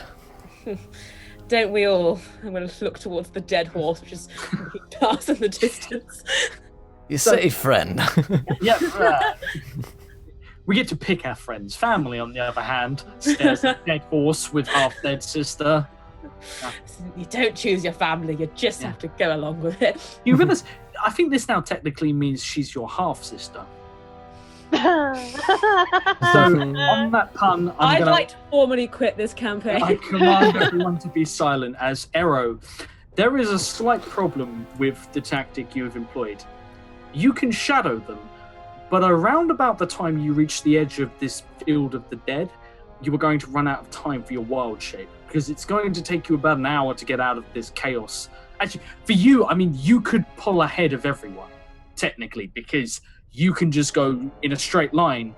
Just the ability to not have to put feet down is a miracle. So you can just go straight at the cliff and get ahead of them by quite some distance. But you will not be able to maintain wild shape, and you don't have any more uses of wild shape. As none of you have had a rest, you've just lost consciousness. There is a difference, as Will can attest from doing 24-hour streams, and I can attest from playing video games till 4 o'clock in the morning. So that moment of sort of what's your plan? You can. Are we adhering to having spell? Is this more of a cinematic, or do I still need to adhere to my spell slots that I've selected for the battle? This is again like the real challenge is going to start once we're out of this shitstorm that is the Dead Wastes.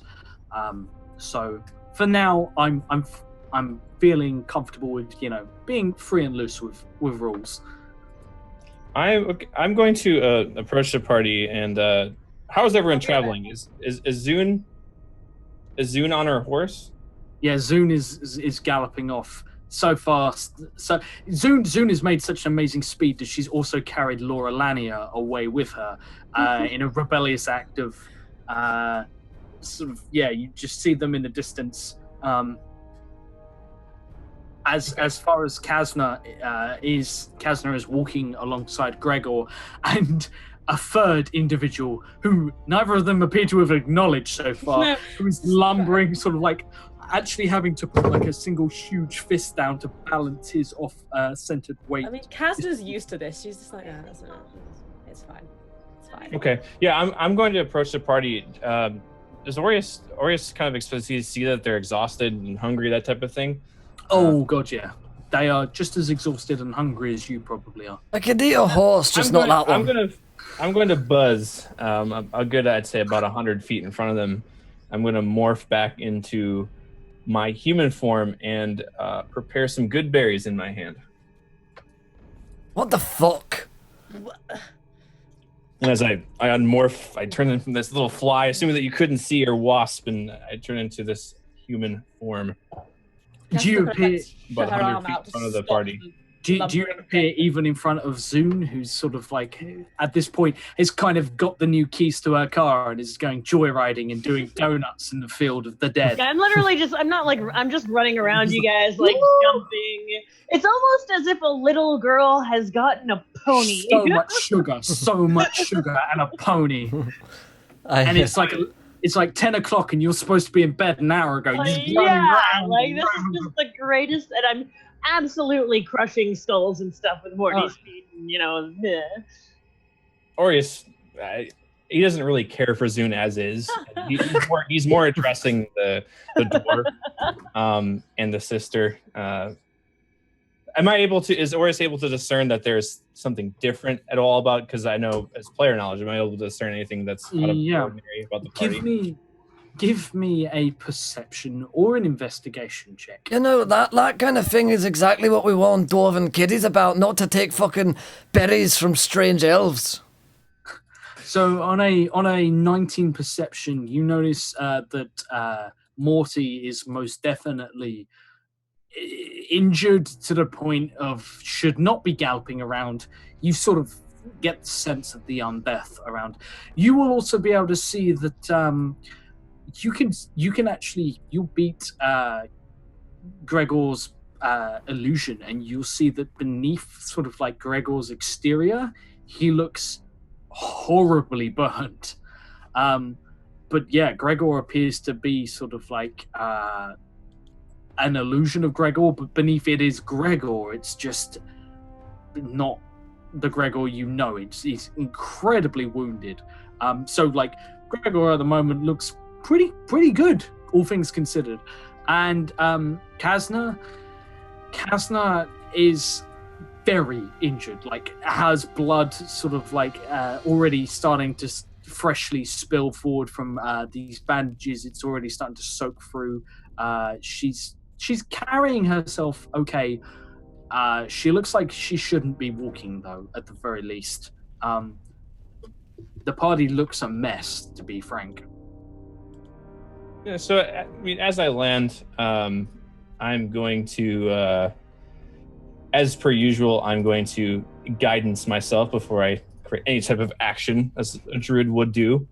And I'm going to shout out to the party, or to the dwarf and the drow, not the one on the horse, of course. I'm going to say, "You look a bit wary, friends," in a very, very unnaturally well-hearted way. I don't know if you noticed, but there's like 1 million dead people back there. Elf, You're alive then. How'd you make it? One of my Fey companions impaled me before the void attempted to draw me in. I believe I, however, communed with the void in some strange way that I don't yet understand. Oh, that's nice. You look terribly burnt. Are you Good okay? place to make friends. No, I'm fine. I don't know what you mean. Give me fucking dingleberry, and I'm gonna scoop out his berries. Yeah, I'm holding like a handful of good berries, and I tell the dwarf and the drow, Kazna and Gregor, if you eat these berries, you will feel replenished and full. Not so bad actually. I'll let you know what the good berry does. Gobble some berries down. Restores 1 HP and you feel full for the entire day. Oh yeah. And Gives me also, 5 HP. as I'm talking to Gregor, I say, I look around. Do we have any containers? Containers. I can conjure us some water so that we will feel nourished. Oh, yeah. And I handle out my wineskin, which is probably empty at this point. And I am going to create or destroy water. I'm going to fill up. Was that 5 gallons for a water skin? I mean, almost all of the soldiers, like at the very least, 1 between 2 will carry wineskins. Sure. Out of that, sort of maybe sort of like 1 in 5 are in good enough condition. But you guys can fill as many wineskins or water skins as you can possibly carry are yours for the taking right now. No one is in the Hannah's gonna fill loads and then hand them off to the dead thing that's standing beside her. Carry these. It takes them and just sort of like bundles them in its arm, having no way of carrying them at all, and it's sort of like clutching them with shield against it, with this huge hulking hand flailing around. Once I'm done my joyride, I trot up to the group. Hey, she's still alive, but the horse is, buggered. Am I able to discern anything about? I examine Zune. Buggered like a choir boy. Oh dear, look at it. I look exactly the same and totally fine and alive. There's no way of discerning at the moment. There is the smell of death in every direction. Her bottom half, it's a match for her top half, so you won't actually be able to tell. Okay, I regard her in no different way. I'm still slighted by her mistreatment of the ravens that I was in control of. Also, fucking necromancer and dead horse. That's plenty of reason. Am I able to tell the horse is dead? Oh yeah. It's a very dead horse. Like its lips are drawn over its teeth that are sort of there. The eyes are blackened and swirling with purple, and you can't even sort of see like any white in the eyes. It's almost as if the eyes are hollow. It's got pretty vicious wounds. You'll be able to see bone. You'll be able to see red raw flesh beneath its hide. It's I'm gonna decorate this thing. Unmount that beast! I scream. Oh, you sound like now Manan. is not the time for this, bird boy. We have to get back to the camp. Silence! I have fed and given you water. Whether or not you like it, this is a gift from a goddess. And it will remain here, and it is my horse. I understand that you understand balance. Well, this is part of it. Morty, here to stay. There is no balance in that which was dead and now walks. There will be no balance either if we stay here and die by foolishness. Hey, can we move on from the fucking tightrope walking thing? It's fine. Balance and all that shit. We just gotta get back, you know? We can discuss what is dead, what is not dead, what will soon be dead, and what was dead and what should be dead when we get to the camp, because I feel there's a lot to catch up on. I'll tell you what will soon be dead. Us, if we fucking stay here. Exactly, Gregor, my thoughts, exactly. Please, fellows, let us move. Where's Gavin? He's fucking dead, love. Let's face it, everyone back there's dead. Okay, let's go. Alright. Important question. Is still furious. I will forgive this slight for now. We will address this later. But this is not the place, I agree. I'm sure we will. Come on then, Baki. Take it up with Kyriansley personally yourself.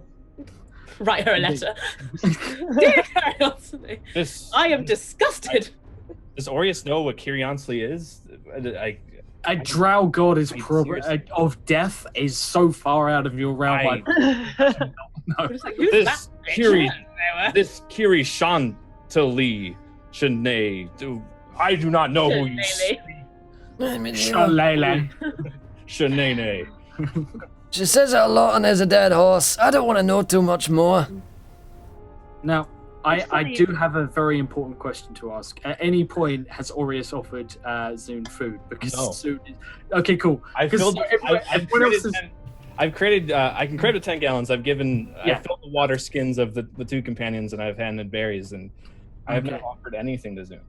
Okay, cool. In which case, Zoom, you are very hungry and very thirsty. It's like to the point it's going to start to affect you. You're at the point, if you've ever been so hungry you start to feel sick, that's the kind of hungry you're at. Every day. I'm worried about my undead condition, perhaps rejecting the food, possibly. So I'm going to wait, no matter how hungry I am now, to experiment with that once I'm alone. I'm not going to do it in front of my companions, and I just deal with the hunger the best I can. I'm gonna be munching on good. You're hungry, Elf? These are good. You want some more tea? Oh, fucking hell, what was that just came out of you? I wouldn't. Aureus wouldn't take kindly to offering any of that to Zune. So yeah, you guys start to make your way, and you reach the edge of the dead lands, and find yourself in this open plain of the salt plains. The ground is cracked in many places. A huge force moved through these lands, and you find a little further back, you'll find the familiar cracked stubs that were once walls. In fact, you'll find Aureus's first, which is the one you pick your way central, and you're not entirely. You're probably quite far south of the actual center of the attack as you went to that direction. But you find Aureus's wall. You even find a few dead scattered out this far, but most of the dead appear to be that way, inclined behind you, and the air suddenly tastes a lot cleaner. The stench is still coming, and you put more and more distance between you. The smell of death, however, will linger, not just with Morty, but with Zoom, who is going to have to find ways of masking the smell of death if she wants to blend easily, as you do have necrotic flesh, dead flesh, as one with you, and that's something that might make certain things a little bit more difficult in day-to-day socializing. You smell like the tramp that died in my outhouse. It's just because of the rotting blood on me from all of the enemies that I've killed. I simply need a good bath. This is true. And also Morty, And who just jumps along entirely. Morty, you smell great. Yeah. Morty just... and, yeah, Tosses so his you hair. guys will there's the long and slow... The long march, if you will.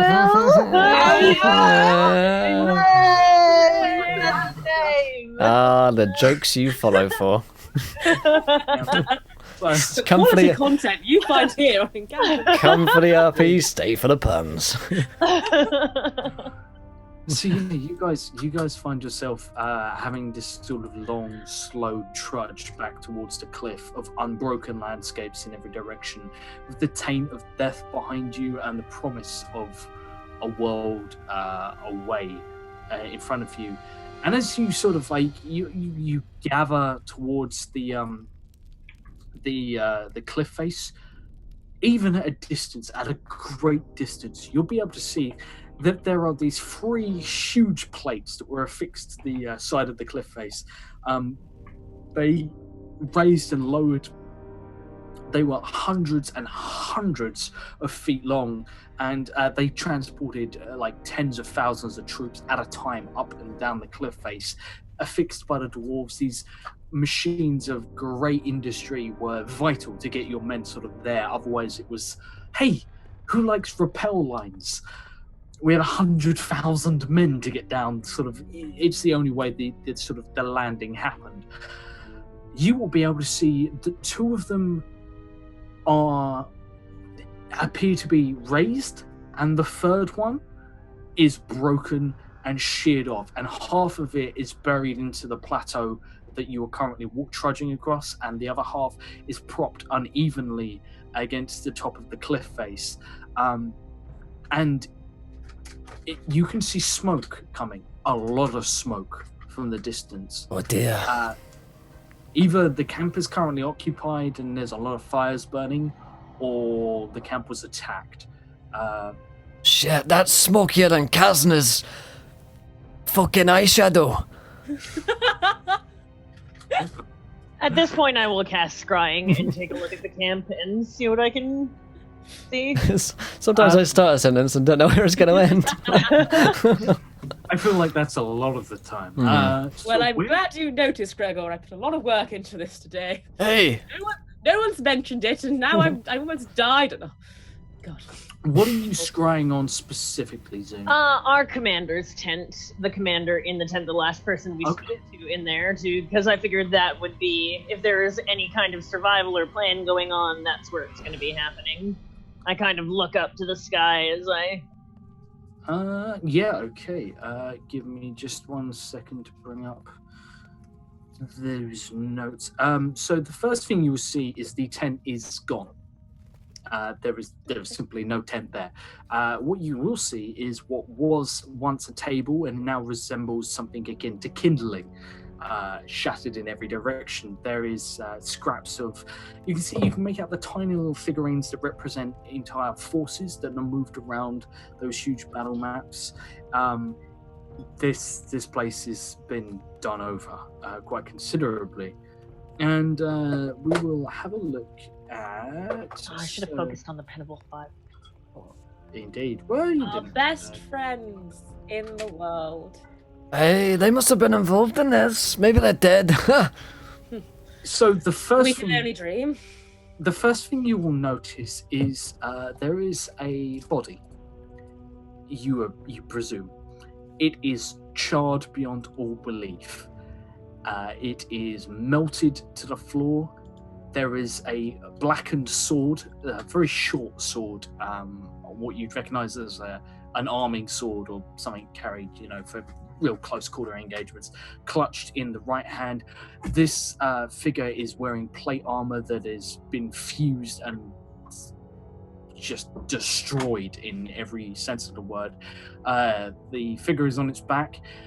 The thing of note is one of its legs stops about mid-thigh level, and the rest of it from downwards looks like a blackened stump of wood.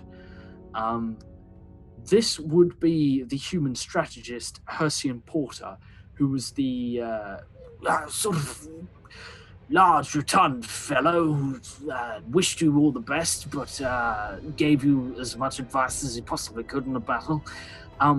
He's deader than dead, and it looks like with the cooling remains, he's been dead for some time. You sort of can glance around with scrying. The camp looks trashed in a maybe 100 feet area surrounding the command tent, but other than that, it appears unoccupied. There are fires that are burning, but they look like they're burning because stuff has caught fire and, there's enough of it to keep it burning for some time. Fuel supplies have caught, but you don't see any people. You don't see any movement. There is one other dead figure there, and that is a particular vicious-looking fiend touched with spines that run the whole length of his back like some kind of porcupine creature. It has a pair of very nasty-looking short swords that the handguards of which cover the hands, and they're like spiked, almost like knuckle dusters in the grips. And it is laying spread on the floor. It has been carved open from sort of like the lower jaw all the way down to the groin and just torn apart. It looks like there was a fight here, quite a vicious looking fight. And that's what you get. I lower my arms and look to my companions, kind of coming back out of the scrying. There is nothing nor no one there. Everything is dead. I do not advise that we go back in that direction. it is likely to be more dangerous than where we just came from. Do you think anyone got out of there? It's possible. We could inspect. We likely would end up as dead as they are.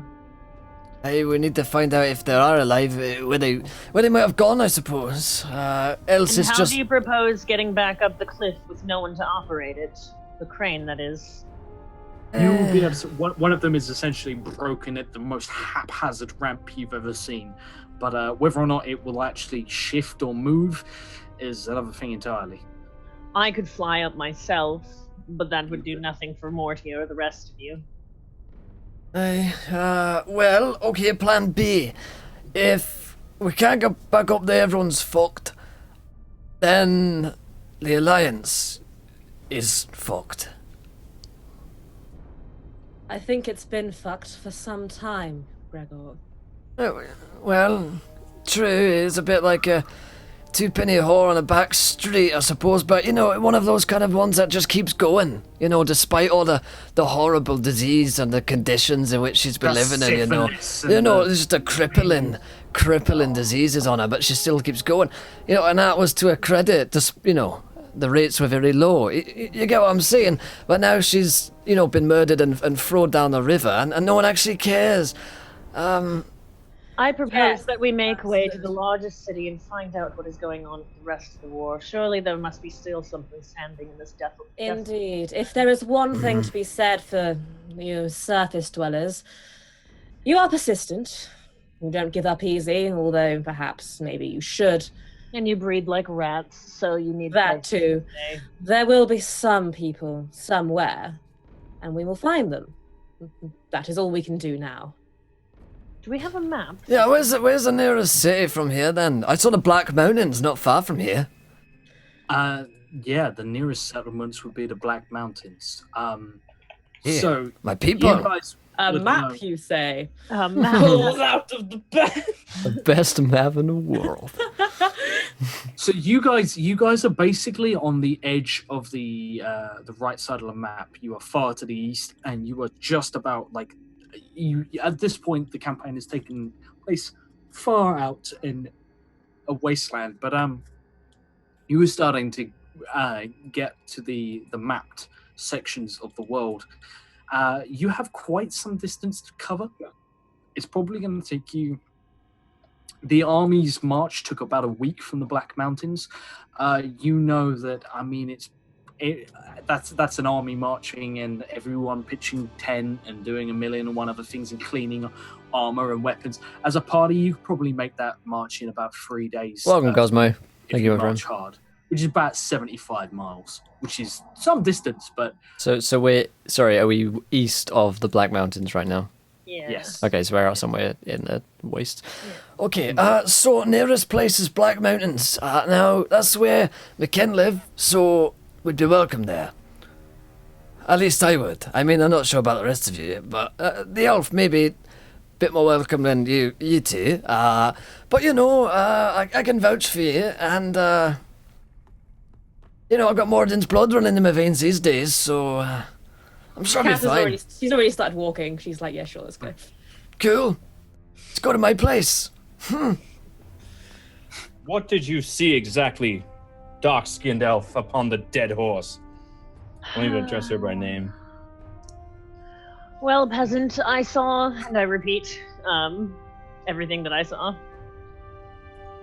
Almost in a math. And Aureus, his interaction with peasants have been pleasant and as fast, and he takes it as a the peasants, yes. Finally, some respect. Good.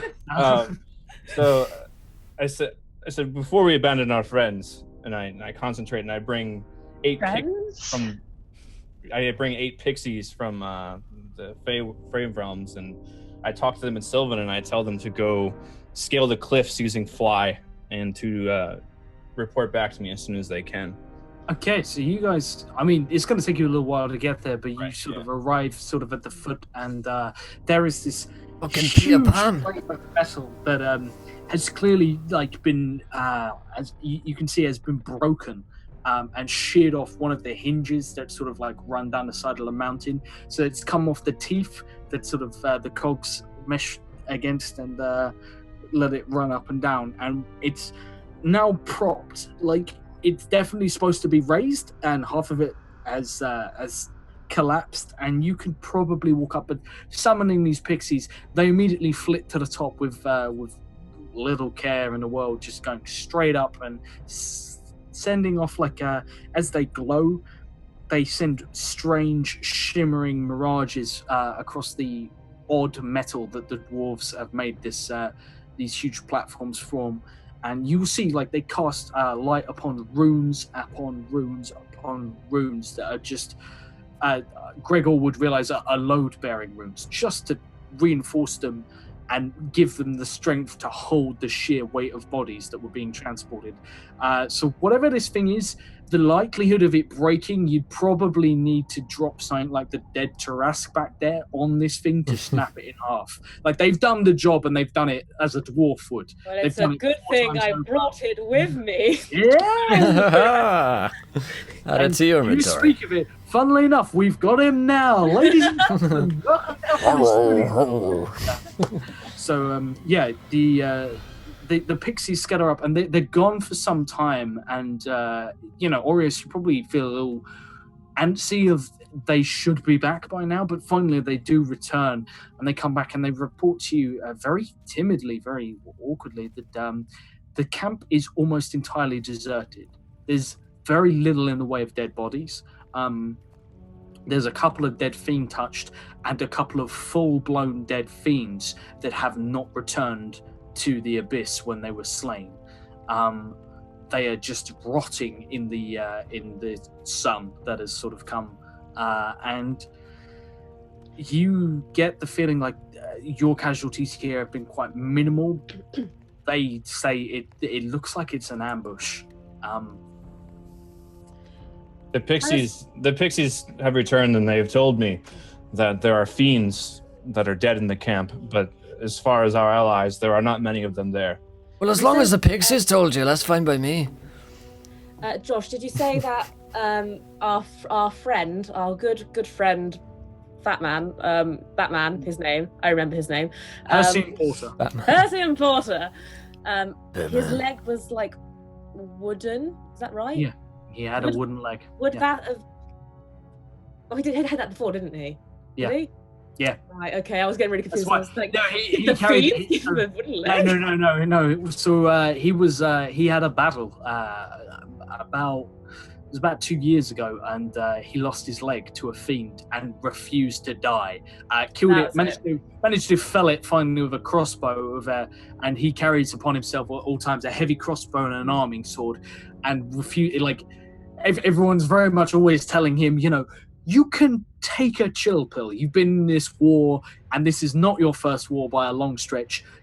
You're a great strategist, but he's not very good at being an armchair general. He wants to be out there on the front, and he understands everything from a soldier's perspective. He would be the one who would absolutely, if you came down to him and you turned around and said, okay, you've asked me to go out there, we don't have the kit for it. We need this, we need that, we need winter clothing, we need, we need proper boots, we need navigation equipment. He'd be like, cool, they need that. They're not bullshitting us. Don't give a fuck about all the politics of the situation. I'll see to it that they get the best that they deserve. He's a good lad. Yes. Unfortunately, he appears to have met his end. Dead lad.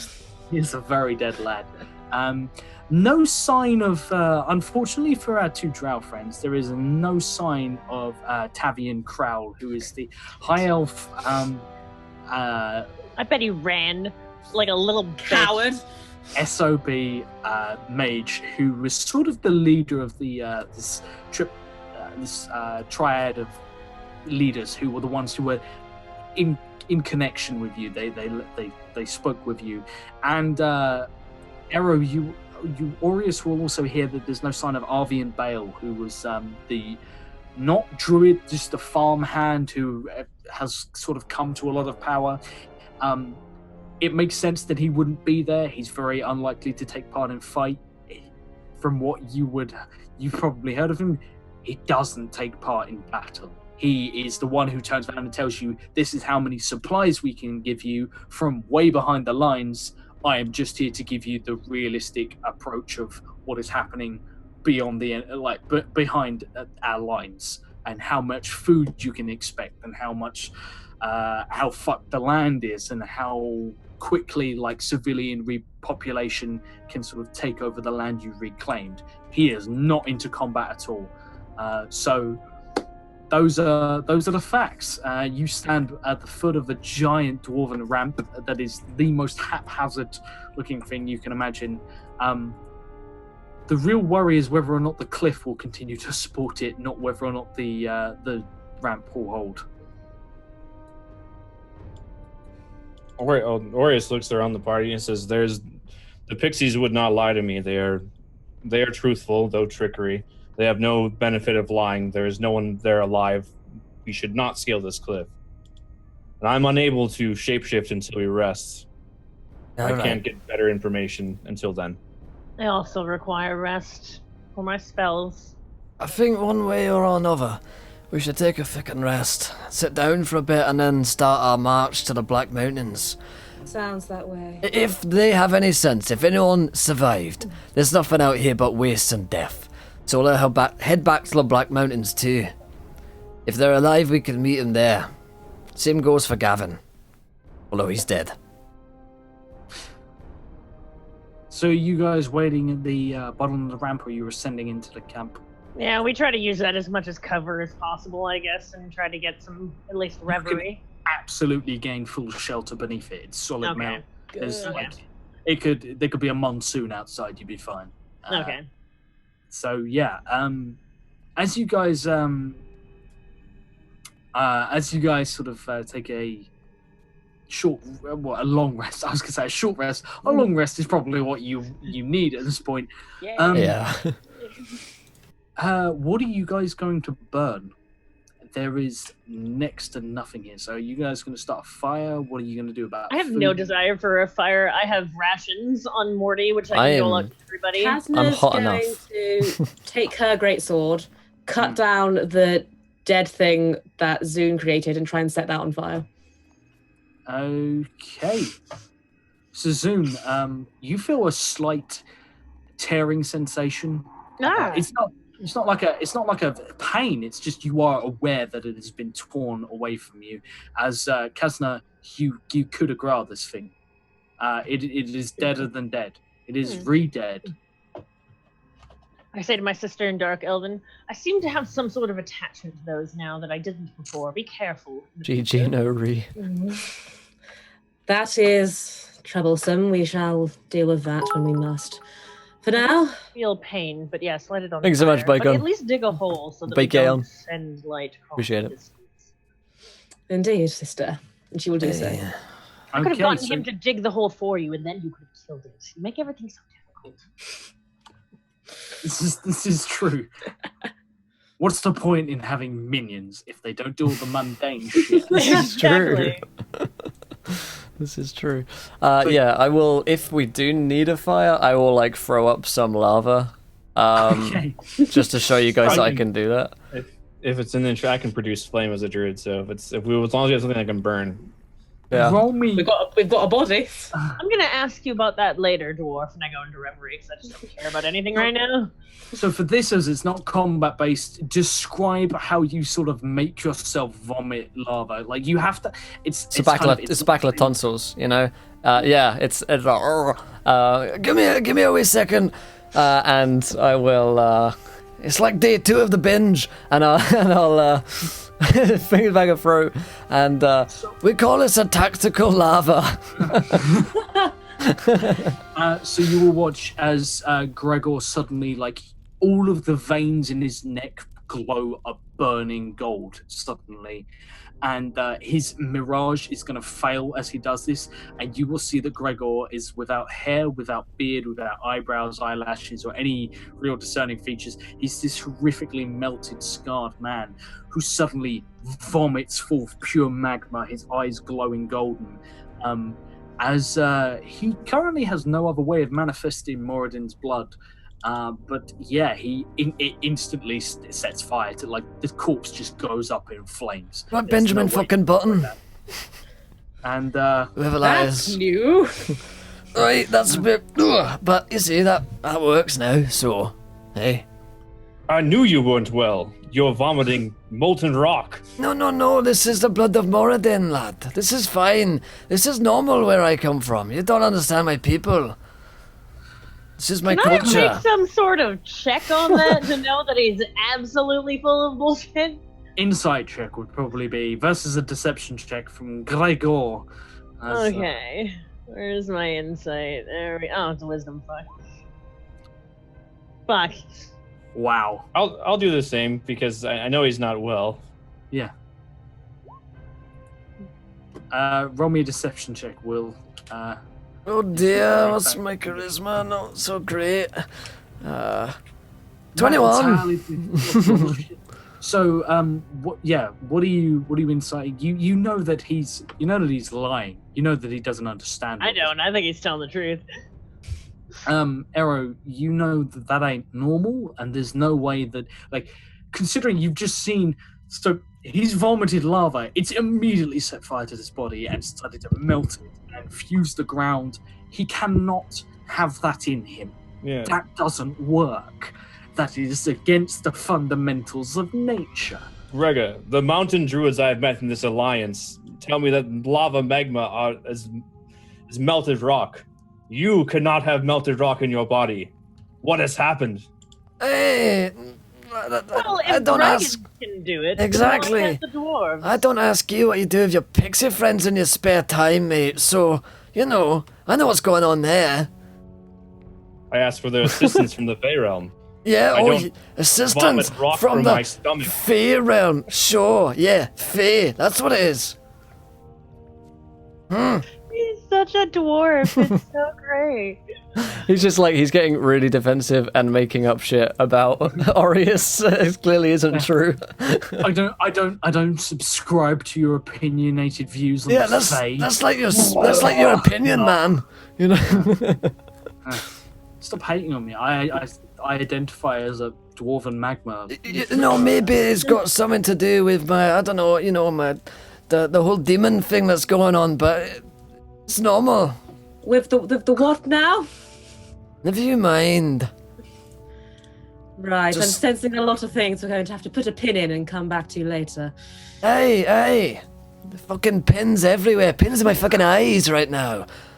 Pins and fucking needles in my legs from sitting down for too long. Can we get going? Okay, I'm so going to you sleep. guys, Fuck you. you guys, Go to bed.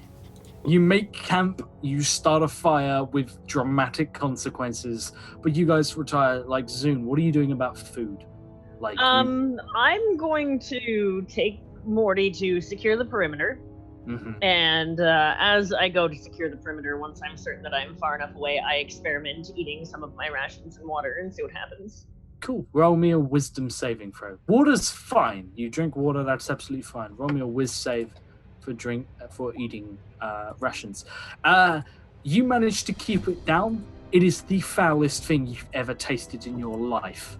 Mm-hmm. It does nothing to quench your hunger, but you can keep it down. I look around for anything that's alive. You see Gregor. There is, you Nothing. know he's probably wonderfully cooked. No, you don't see anything. However, you will. I am partial to a spit roast, if you know what I mean. Giggity. Hi. However, Zune, you can smell something that is familiar, something that is welcoming, something that is almost mouth-watering. You can taste in the air there is dead flesh up on the Neat. cliffside. Oh, yes. I ride in a direction until I find a dead body and try to consume it and see what happens. Can Okay, I roll so- a perception to see what my sister's Roll me- doing all roll of me- this? Roll me a perception check. The nearest dead body is you're going to have to ride up into the camp, which Morty can straight up ride Thank up. you, my this man, down low. huge Appreciate plate it, buddy. of metal. Of course he can. Could I get any advantages for being like, because I would be looking out for her anyway, knowing that some shit's going down. Roll I'd be roll me a well, perception check. I'm not doing anything, sister. this is normal. Mind me. Oh, man. No, I know nothing. I'm like, Okay. she's fine. You're Jon She's on Snow. her- She's Yeah. on a dead horse. It's fine. No So worries. soon you come up to the camp and you find what was the command tent, and there you see exactly as you scried before, exactly as reported by the fairies. There is the camp, which is pretty much, it looks like the whole camp has been damaged to a degree, but you can generally put that down to the fact that the amount of people that were camped here, some of those people returned and moved through this area, and they probably sort of knocked shit over on the way. Like, simple, it's nothing too crazy. It was also okay, so it didn't wipe out the whole camp. The survivors that they just left all of this behind.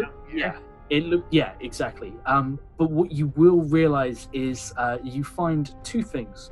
You find the dead, the poor, long-suffering, one-legged.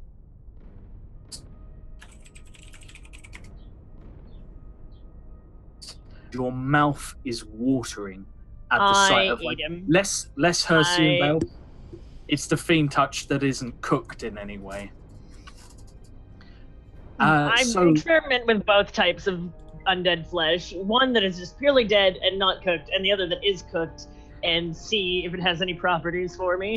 There's a fresher, there's a more visceral, more delicate, flavoursome texture to raw flesh than there is burnt, eviscerated flesh. Yes. You are incapable, without a whiz save of 14. Sorry, eating normal flesh. You will normal food. You will regurgitate it. You can drink water. It does nothing to sustain you, but you can drink it. But flesh is what you crave, what you need, what you hunger for.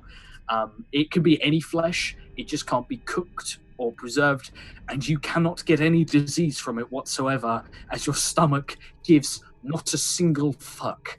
So diseases and poison, you don't have to worry about cooking anything.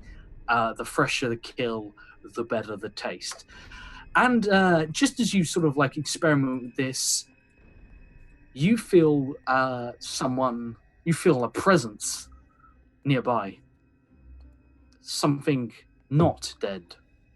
I go outside to Morty and we need to leave.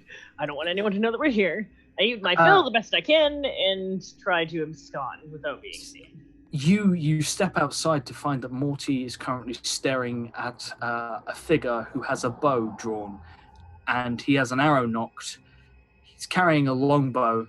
He's wearing the most torn, bedraggled clothing that is shredded. He looks like he's dripping with blood.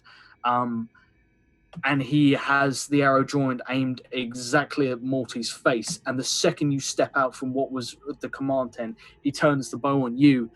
And you see a familiar face. This is Clayton, who was the other recon sort of first into the breach commander, the one who you were supposed to report the ambush to, and he looks to you, his eyes go wide.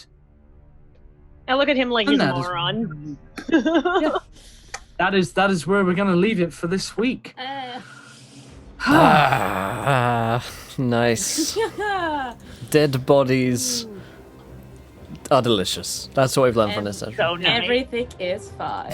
Everything Fine. It's fine. It's fine. Just like every week. It's just a normal drow Christmas, so we're fine. It's drow. Wouldn't be drow Christmas I without still eating haven't given you your present yet. I haven't given you yours. Oh, this is a sad day. Embarrassing. Jeez, guys, embarrassing. No, Well, drow are we?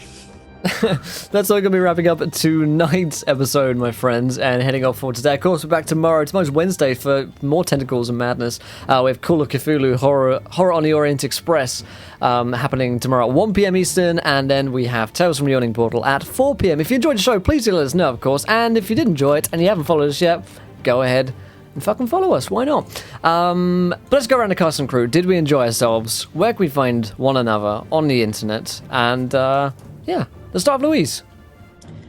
Yeah, as always, proper to enjoy myself. Yeah, this campaign, it surprises me all the time. It's so exciting. I'm paranoid about everything. My sister likes to eat people. There's a dead horse. It's Christmas. Things are going really well. Absolutely. But no, yeah, I love it, and I cannot wait to see how far this, especially now that we have extra long campaigns. I'm very, very excited. Very excited. If you wanted to find me in the meantime, if once a week is not enough, you can do so on my Twitter at No More No Less, or on my own Twitch, Accidental Legend, where I stream fun things. Or as well on Not So Speedruns on Thursday at 8 p.m. EST with some Blades in the Dark. Blades It's in also the Dark. fun. Blades in the Dark. So yeah, good times. Everything is fine all the time. Back to you in the studio. All right, and let's go to Arrow over there in sunny America. Yes, it is. I'm having a good time. This is a fun campaign. First time playing a druid, so I'm kind of learning. Druids are very much a utility class, and they have a lot of stuff in their arsenal. So Yes. I can't wait to play more of the druid and figure out what this dagger does and what my homebrew ability does, and how I can tie that in with all the utility I possess, and what spells I will be preparing for each day. So this should be fun. Fantastic. You can find me at twitch.tv, Arrow TV. I am going to start streaming, but I play Heroes of the Storm professionally. Probably not the realm of interest here, but if you are interested in that game or MOBAs in general, come check that out. Awesome. And you can find me at Twitter at the same place. Fantastic. Laurelania. Yeah, this was like the best episode ever in the history of ever. I got an undead horse. I am part undead. I managed to use the critical roll that I was saving to persuade a goddess to team up with me. And, yeah, now I just want to take over the world and ascend to lichdom/goddom as quickly as possible. Yeah. Oh, yeah. Just small dreams, you know. Achievable, I'd say. Achievable, very achievable. Just drow things. One step after the other, you know. I've got lots of great stuff for you. There's my Discord if you ever want to talk to D&D stuff at all. That's my top link there. The other one is my Twitter. Follow me there. I definitely recommend muting me if you follow me on Twitter. I tweet a lot. Like a lot. My Twitch has been also shouted out by the Moldark bot. And that last link, that Gleam giveaway, I'm giving away a GTX 1080 Ti at the end of this month. Woo! Which is the most badass graphics card that you can have right now. Exciting. I was going to keep it for myself or give it to Erho, but we both already have one, and we don't need to. Just a small note that if you live outside of the Americas, you are going to have to pay for your own shipping, because fuck that noise. Other than that, I can't wait for next week. And if you're going to be in Fredericksburg, Virginia, or you live near Fredericksburg, Virginia, I'm going to be hosting GexCon. I still have some free tickets, so if you want to come hang out, meet Grant Ellis? There we go. Talk D&D stuff, swing on by, be good times. Awesome. And Josh. Yeah, so that was an interesting episode. We went from TPK at the beginning of the episode to a lot of exploring stuff. But I mean, guys, you're pretty much out of the woods of stuff. The long march can finally commence. Gavin. I can't even. That poor Gavin guy. doesn't get anything because he wasn't here. Yeah. Celebrate That's America great. Day. Yeah, no. So I will. I'll be talking through these guys a little bit after the stream, but I have some writing to do for mechanics. So I'm gonna sort it for you guys, and I will answer questions, and then I will write it all up, so you don't have to do all the write up. Give you all the add-ons. Yeah, there's a lot of homebrew stuff going into this campaign. It's a homebrew campaign. I'm really happy with how it's all panning out. I've got a great cast. I'm very lucky. I'm happier than a dwarven pig in shit, as Gregor would say. Hey. I'm loving Gregor's just mannerisms. I'm loving Zoon's ambition. I'm loving Kazna's just like trying to hold the party together and kill everything that comes in to ruin their little snow globe world. And Arrow is very much sort of Aureus is outside the snow globe. He's a straight guy in this, wondering what the fuck is going on. Aureus is the one guy playing it straight, and it's so funny. Yeah.